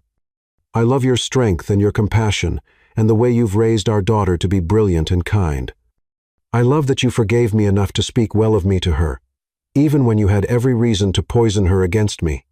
Don't, Nia whispered, but her hand was still in his, and she wasn't pulling away. I'm not asking you to love me back, Marcus continued. Not yet.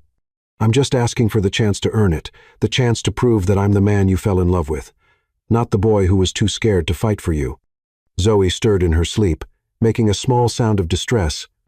Both parents immediately leaned forward, Nia smoothing her daughter's hair while Marcus adjusted her blanket. For a moment, they were simply two people united in their love for their child, working together to keep her comfortable. She needs both of us, Nia said softly, watching Zoe settle back into peaceful sleep. Yes, Marcus agreed. She does. I'm scared, Nia admitted. I'm scared of trusting you again. I'm scared of letting you into our life and then having you decide it's too hard or too complicated. I'm scared of Zoe getting attached to you and then losing you. I'm scared too, Marcus said honestly. I'm scared I'll mess this up. I'm scared I'll never be good enough to deserve either of you. I'm scared that 10 years is too long to come back from. Maybe we can be scared together, Nia said. And something in her voice made Marcus look at her sharply. Nia, I never stopped loving you either, she said in a rush, the words exploding out like they'd been building pressure for 10 years. I tried. God knows I tried. But you're still there in every good memory, in every moment of happiness with Zoe. You're in her laugh, and her curiosity, and her stubborn chin. You're in the way she approaches problems and sees the world. I couldn't stop loving you because you're woven into everything good in my life. Marcus's hand tightened on hers. Does that mean... It means I want to try, Nia said, her voice shaking. It means I want to believe that people can change, that love can be stronger than fear, that our family can be what we always dreamed it could be. Are you sure? Instead of answering with words, Nia stood up and moved closer to Marcus's chair. He looked up at her with questioning eyes, and she could see her own vulnerability reflected there, the same desperate hope, the same terrified longing. I'm sure, she whispered, and leaned down to kiss him. The kiss was soft at first, tentative, like they were both afraid the other might disappear. But then Marcus's hand came up to cup her face, and Nia melted into him with a sob of relief and recognition. This was home.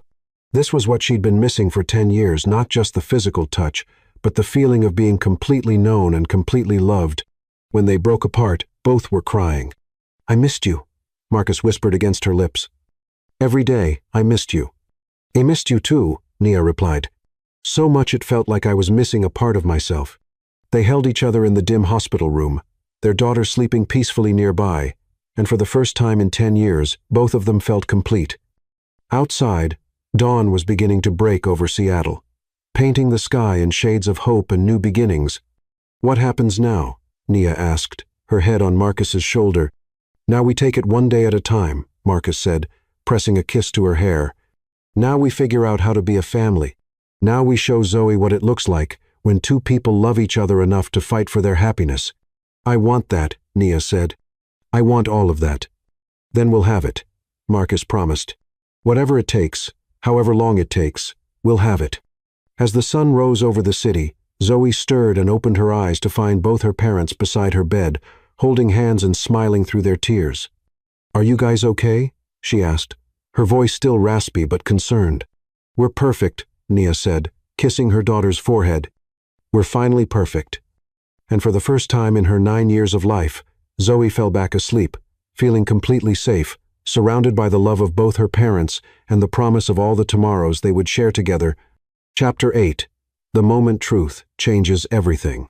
3 weeks after the hospital, Zoe was back to her energetic self, though Nia still caught her breath every time her daughter coughed. Marcus was no longer the friendly volunteer, but a constant presence picking Zoe up from school, helping with homework, fixing their washing machine, teaching her to change a tire. Today was Zoe's 10th birthday, and Marcus had planned the most epic birthday celebration in the history of 10-year-olds. Their small apartment was decorated with purple and silver streamers, and the coffee table groaned under carefully wrapped presents. Close your eyes, Marcus said, placing a large box in front of Zoe. This one's special. Zoe giggled, covering her eyes, while Nia watched from the kitchen doorway, her heart full. Okay, open them. Zoe gasped at the telescopy. Beautiful, professional-grade instrument. It's just like the ones real astronomers use, Marcus explained, kneeling beside her. We can set it up tonight and look at the moon, Jupiter, maybe some nebulas. This is for me, Zoe breathed, running her hands over the smooth metal. But really? Really? Marcus confirmed. I figured it was time you had tools to match your curiosity about the universe. Zoe threw her arms around Marcus's neck. Thank you, Marcus. This is the best present anyone's ever given me. You're welcome, sweetheart. But there's something else I want to give you today, something even more important than a telescope.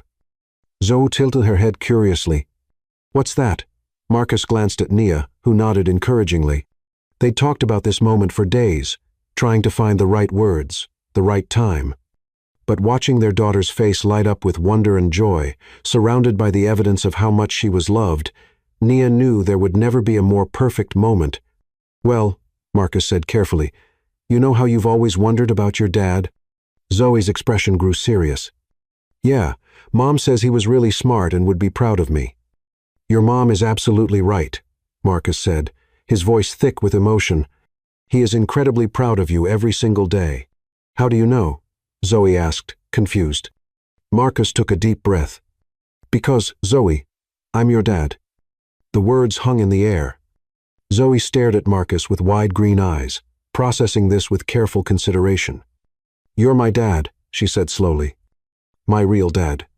Your real dad. Marcus confirmed. I knew it, Zoe interrupted, her face breaking into a brilliant smile. I mean, I didn't consciously know it, but something inside me knew. You have my eyes, and you think like me, and you understand science the same way I do, and you feel like family. You know, like you belong with us. The simple, innocent acceptance hit Marcus like a physical blow. He'd spent weeks agonizing over this conversation, imagining anger or confusion or rejection. He'd never imagined that his daughter would greet the news with pure joy. You're not mad? He asked. His voice barely a whisper. Why would I be mad? Zoe asked practically. I've been wanting a dad my whole life, and it turns out I had one all along. That's like the best birthday surprise ever. Marcus laughed, but it came out as a sob. I'm sorry I wasn't here before. I'm sorry it took me so long to find you. But you're here now, Zoe said, echoing the words Marcus had spoken to Nia in the hospital. That's what matters, right? That you're here now and you're going to stay. I'm never leaving, Marcus promised, pulling her into his arms. Never, ever, ever leaving. You're stuck with me for the rest of your life. Good, Zoe said firmly, hugging him back. Because I have a lot of science experiments planned, and I'm going to need an assistant. Nia wiped tears from her cheeks as she watched her daughter and Marcus hold each other 10 years of separation healing in the space of a single embrace. This was what love looked like. Not perfect, not without scars, but complete and unbreakable and absolutely right. So, Zoe said, pulling back to look at both her parents, does this mean we're a family now? Like, officially? We've always been a family, Nia said, joining them on the couch. We were just missing a piece for a while, but now we're all together. Zoe nodded with satisfaction. Mom, Dad, and Mia, real family. The word dad, spoken in Zoe's clear, confident voice, made Marcus close his eyes and take a shuddering breath. 10 years of wondering, 10 years of guilt and regret and desperate longing. And it all came down to this, his daughter calling him dad like it was the most natural thing in the world. Can I ask you something? Zoe said, looking between her parents with curious eyes. Anything, Marcus said immediately. Why weren't you here before? I mean, I'm not mad or anything, but I'd like to understand. Marcus and Nia exchanged glances. They'd prepared for this question too, trying to find an age-appropriate way to explain family pressure and manipulation and the mistakes people make when they're young and scared. Sometimes, Marcus said carefully, adults make really bad decisions when they're afraid. When I was younger, I let other people convince me that leaving was the right thing to do, even though it felt wrong in my heart. I thought I was protecting you and your mom, but really, I was just being a coward. What changed your mind? Zoe asked. I saw you, Marcus said simply. At the science fair, I looked at this brilliant, beautiful girl, explaining statistical analysis like it was poetry, and I realized I'd been an idiot. I realized that nothing in the world was more important than being your dad. Zoe considered this with the seriousness of someone much older than 10. Well, she said finally, I'm glad you figured it out, even if it took you a really long time. Me too, Marcus agreed. And I promise, from now on, I'm going to make much better decisions. Starting with this one, he reached into his pocket and pulled out a small velvet box, causing Nia's breath to catch. Marcus, she said, her voice full of warning. What are you doing? Something I should have done 10 years ago, he said, sliding off the couch to kneel in front of both Nia and Zoe. Something I want to do in front of our daughter, so she knows that when I make promises now, I keep them. Zoe's eyes went wide. Are you going to propose to Mom? If she'll have me, Marcus said, his eyes never leaving Nia's face. Nia Monroe, you are the love of my life, the mother of my child, and the strongest person I've ever known. I know I don't deserve another chance, but I'm asking for one anyway. Will you marry me? Will you let me spend the rest of my life proving that I'm worthy of you and Zoe?" Nia stared at the ringa, simple solitaire that caught the morning light like captured starfire, and felt her heart stutter. It was too soon, her practical mind protested. They'd only been back together for 3 weeks. They had so much to work through, so many conversations yet to have. But then she looked at Zoe's face, glowing with excitement and hope, and at Marcus's face, open and vulnerable and full of the kind of love that had always made her believe in impossible things. "Say yes, Mom," Zoe whispered, bouncing with anticipation. "Please say yes. I want us to be a real family so bad." "We're already a real family," Nia said, but she was smiling through her tears. "But yes, I'll marry you." Marcus's face crumpled with relief and joy as he slipped the ring onto her finger. It fit perfectly, and Nia realized with a start that it was the exact ring they'd looked at in a jewelry store window 10 years ago when they were young and broke and planning a future that seemed impossibly bright. "You remembered," she whispered. "I remembered everything," Marcus said, kissing her hand. "Every conversation, every dream, every promise we made to each other. I've been carrying them with me for 10 years, waiting for the chance to make them come true." "This is so romantic," Zoe declared, clapping her hands. "Are we going to have a wedding? Can I be the maid of honor? Can we have cake?" "We'll have the biggest, most beautiful wedding you want," Marcus promised, gathering both Nia and Zoe into his arms, with cake and flowers and dancing and everything. "And you'll really be my dad forever?" Zoe asked, suddenly serious again. "You won't change your mind or have to go away for work or anything? I will really be your dad forever," Marcus said solemnly. "I'll adopt you officially if that's what you want, so the whole world knows you're mine. I'll come to every school event and science fair and soccer game and recital. I'll help with homework and teach you to drive and walk you down the aisle at your wedding someday, assuming I don't lock you in a tower to keep boys away from you." Zoe giggled. "You can't lock me in a tower. That's scientifically impractical. Maybe just a very tall house with excellent security systems," Marcus conceded, making both his girls laugh. As they sat together on the couch, Zoe between her parents, admiring Nia's ring and making plans for the wedding, the telescope forgotten in its box, none of them noticed the black sedan parked across the street or the photographer with the telephoto lens capturing images of their perfect family moment. In his downtown office, Victor Langston studied the photos with cold calculation. His son had chosen his path, had cut ties with the family business and fortune, to play house with a nurse and her child.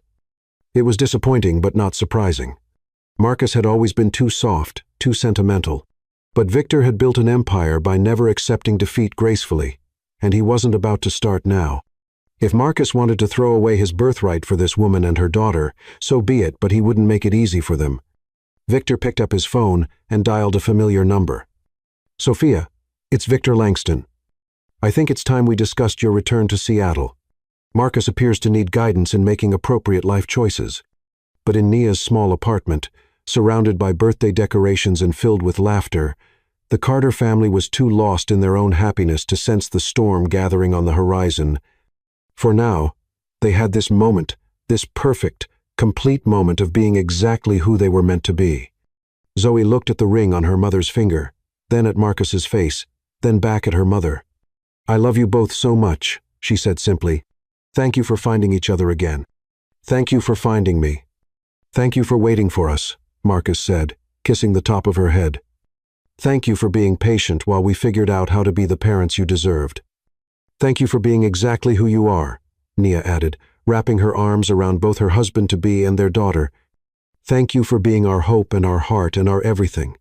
Outside, Seattle sparkled in the afternoon sun, full of possibilities and new beginnings. And in a small apartment filled with love, a family that had been broken was finally, beautifully whole. As they set up the telescope on the fire escape, Marcus showed Zoe how to find Jupiter while Nia made hot chocolatea birthday tradition from when Zoe was 4. "Dad, look," Zoe exclaimed. "Jupiter has stripes. And those tiny dots there, those really moons?" "Those are really moons," Marcus confirmed, his heart swelling every time she called him Dad.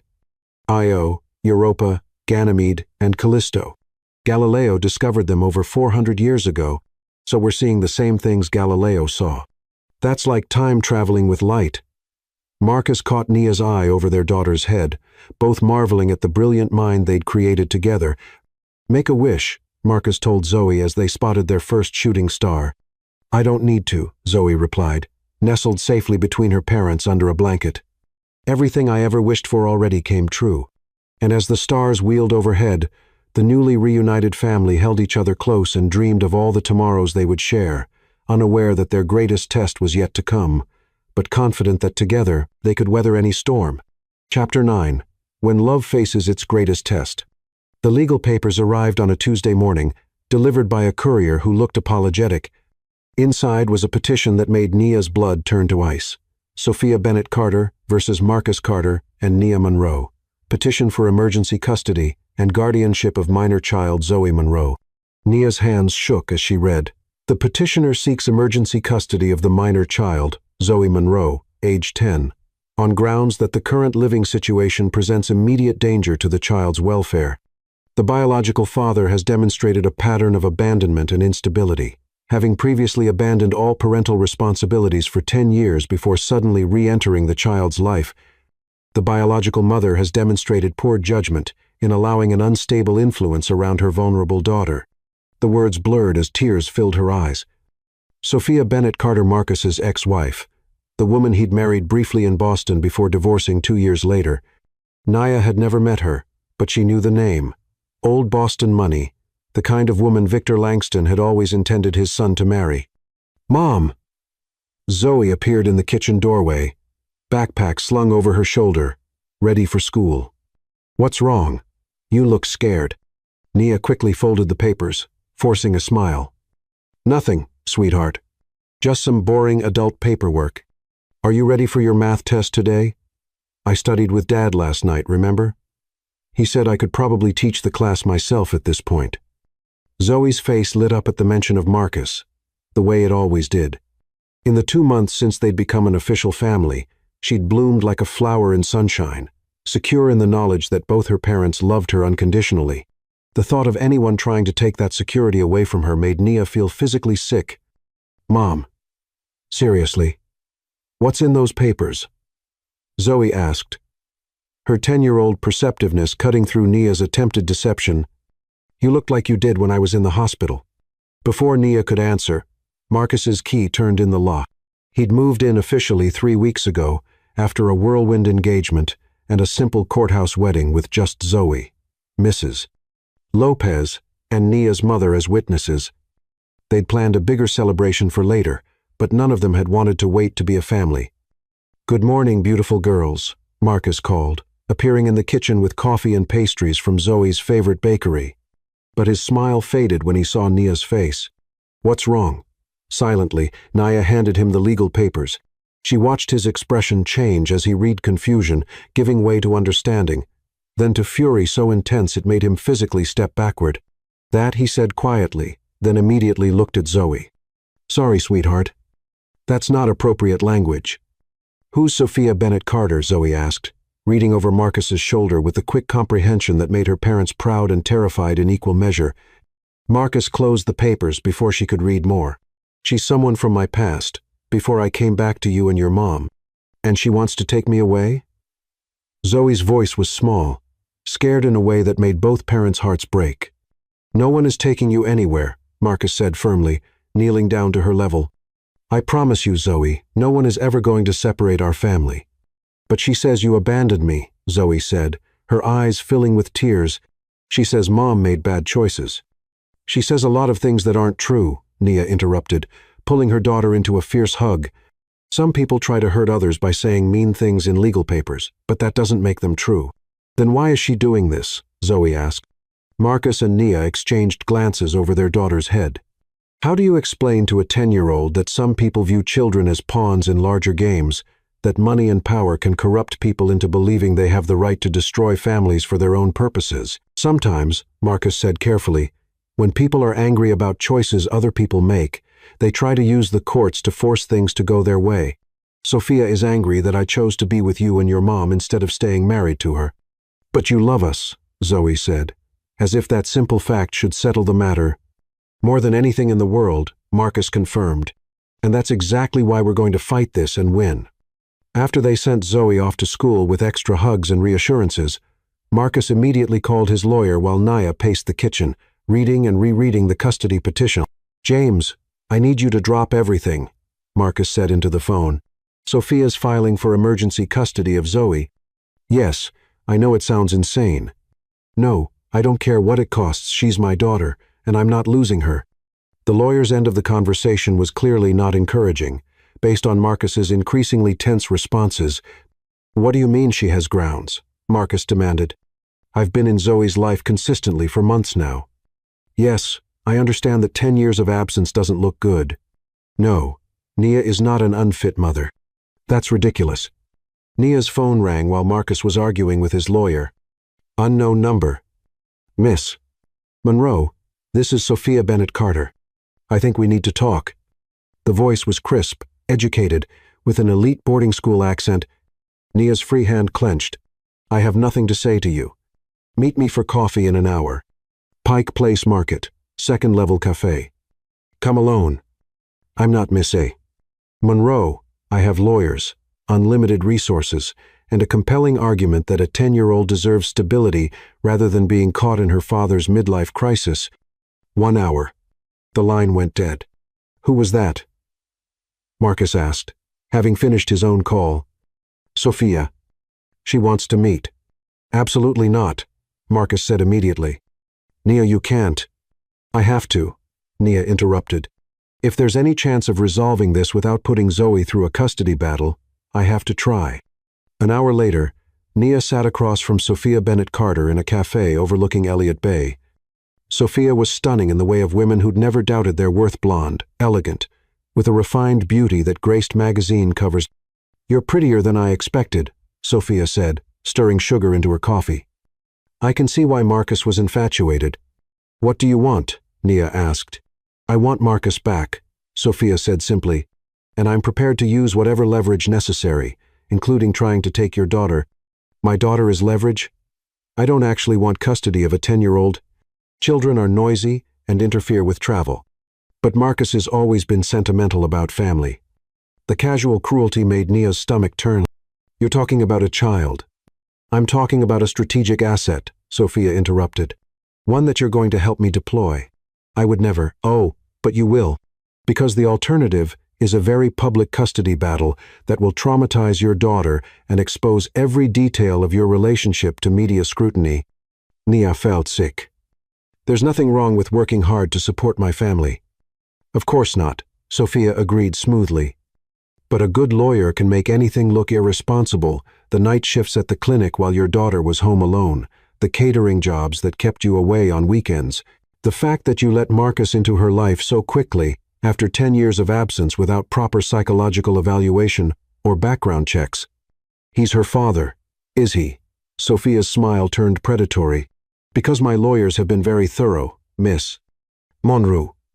There's no paternity test on file, no legal documentation establishing Marcus's parental rights. For all the court knows, you're a desperate single mother who's latched onto a wealthy man and convinced a lonely little girl to call him daddy." The words hit Nia like physical blows.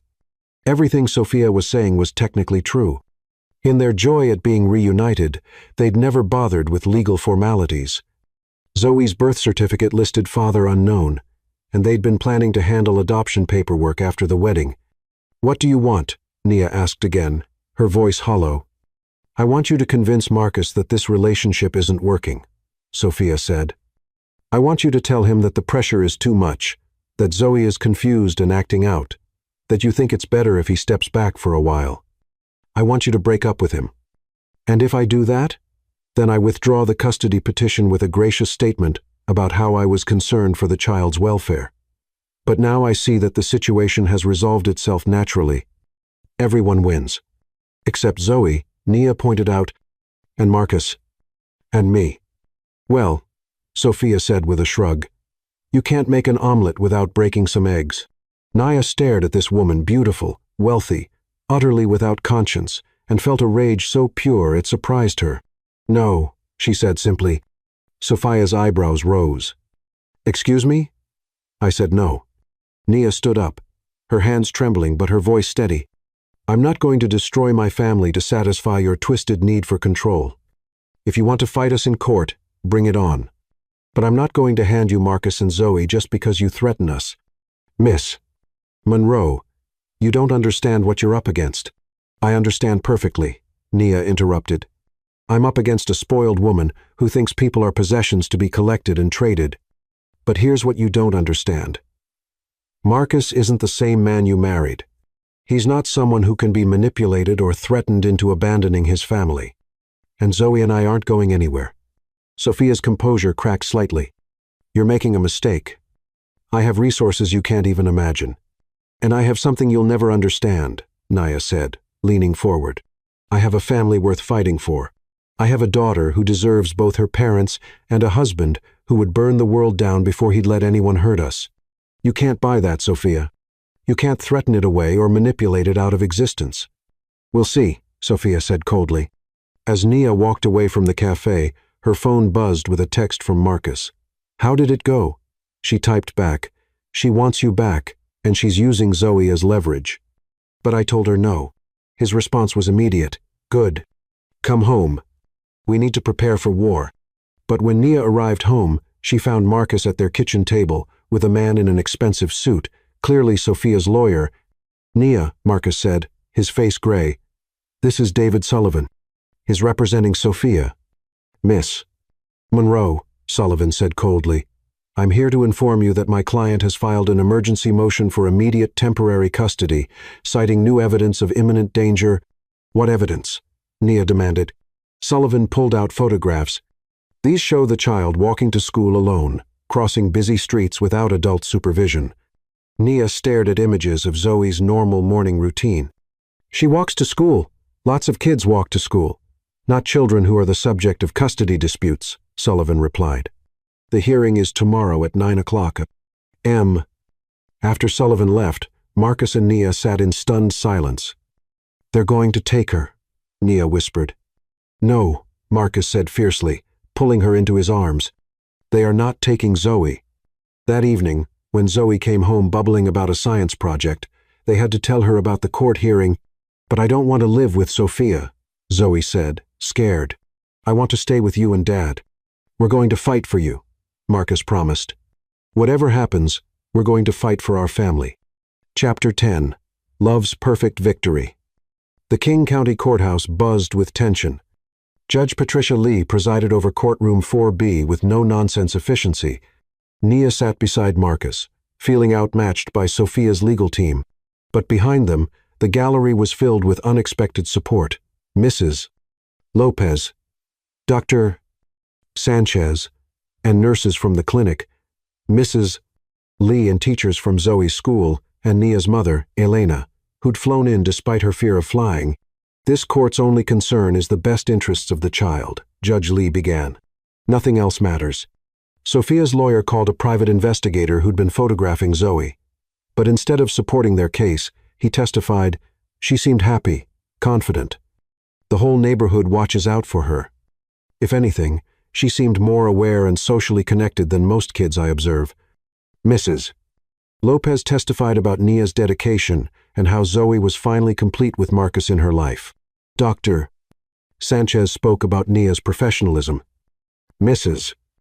Lee described Zoe's remarkable achievement, but it was Elena's testimony that truly moved the courtroom. "My daughter," she said in heavily accented English, struggling to find the words. "She give up everything for Zoe Medical School, her dreams, everything. She work 3 jobs, never complain. She make sure Zoe have everything she need, love, education, values. When Marcus come back, I see my daughter finally happy again.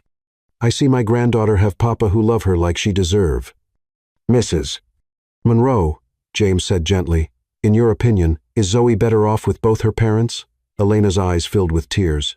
"Mijo," she said, looking directly at Marcus. "You hurt my daughter very bad 10 years ago, but I see you now. I see how you love them both. Zoe need her papa. Family is family."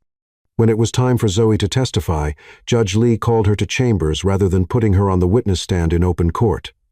Marcus and Nia were allowed to accompany her, along with both legal teams. Zoe sat in the big leather chair across from Judge Lee's desk, her legs swinging because they didn't quite reach the floor. But her voice was clear and confident as she answered questions. "Zoe," Judge Lee said kindly, "do you understand why we're here today?" "Yes, ma'am. Some lady named Sophia wants me to come live with her instead of with my mom and dad. And how do you feel about that?" Zoe's expression grew serious. "I don't want to live with Sophia. I don't even know her. She's never read me bedtime stories, or helped with my homework, or taught me about constellations. Why would I want to live with someone who doesn't know me?" "Tell me about your dad," Judge Lee said. "Marcusio, long have you known he was your father?" "I figured it out at the science fair," Zoe said proudly. "He has the same eyes as me, and he thinks about problems the same way I do. Plus, he felt like family right away, you know, like he belonged with us." "And do you feel safe with him?" "Super safe," Zoe said immediately. "He carries superhero Band-Aids in case I get hurt, and he knows first aid, and he fixed our car when it was broken. He teaches me about science and helps me with math problems that are too hard for other grown-ups. And he makes my mom happy. She smiles all the time now." "What would you say to Sophia if she were here?" Judge Lee asked. Zoe thought about this seriously. "I'd say thank you for being worried about me, but I already have a family.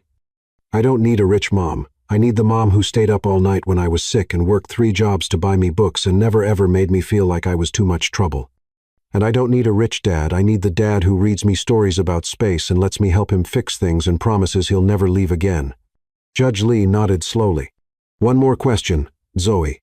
What makes you happy?" "Being with my mom and dad," Zoe said without hesitation. "Learning new things and doing experiments, and knowing that when I come home from school, they'll both be there, wanting to hear about my day. That's what makes me happy." Back in the courtroom, there was sudden commotion. Victor Langston entered with FBI agents and a woman carrying a briefcase. "Your Honor," the woman said, "I'm Agent Kim with the FBI Financial Crimes Division. We have information relevant to this case. We've been investigating embezzlement from the Carter Foundation. Sophia Bennett Carter has been systematically stealing from the foundation for 3 years, using the money to fund this custody suit as part of an extortion scheme." Sophia went pale. Victor walked to the witness stand. 10 years ago, I made the worst mistake of my life," he said, looking at Zoe. "I threatened my son into leaving the woman he loved. Yesterday, I met Zoe for the first time. She is brilliant, kind, confident, and clearly loved beyond measure. My son has found his family, and I'll be damned if I let my past mistakes destroy his future again."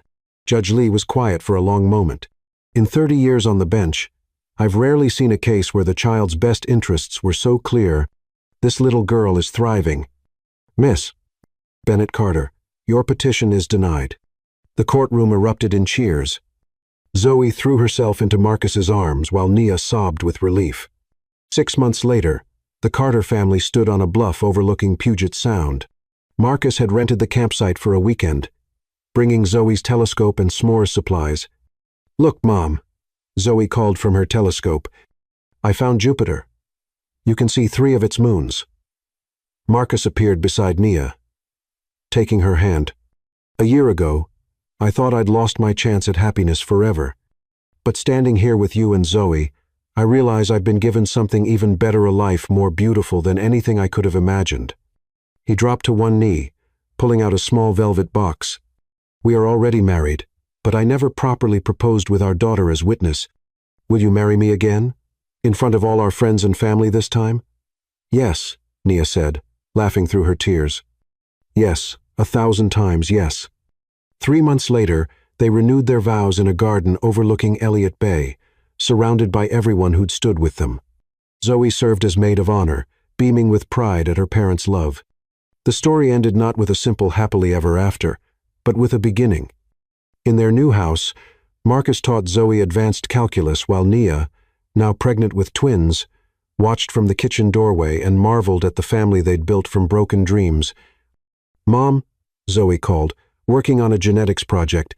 Do you think the babies will be as smart as me?" "Smarter," Nia said, her hand on her growing belly. "They'll have the advantage of growing up in a house full of love from day one." Marcus caught Nia's eye, his expression full of wonder and endless love. They had traveled a long, difficult road, but every struggle had been worth it for this moment, this perfect, complete, unbreakable family. Love had won, as it always does when it's brave enough to fight for what matters most.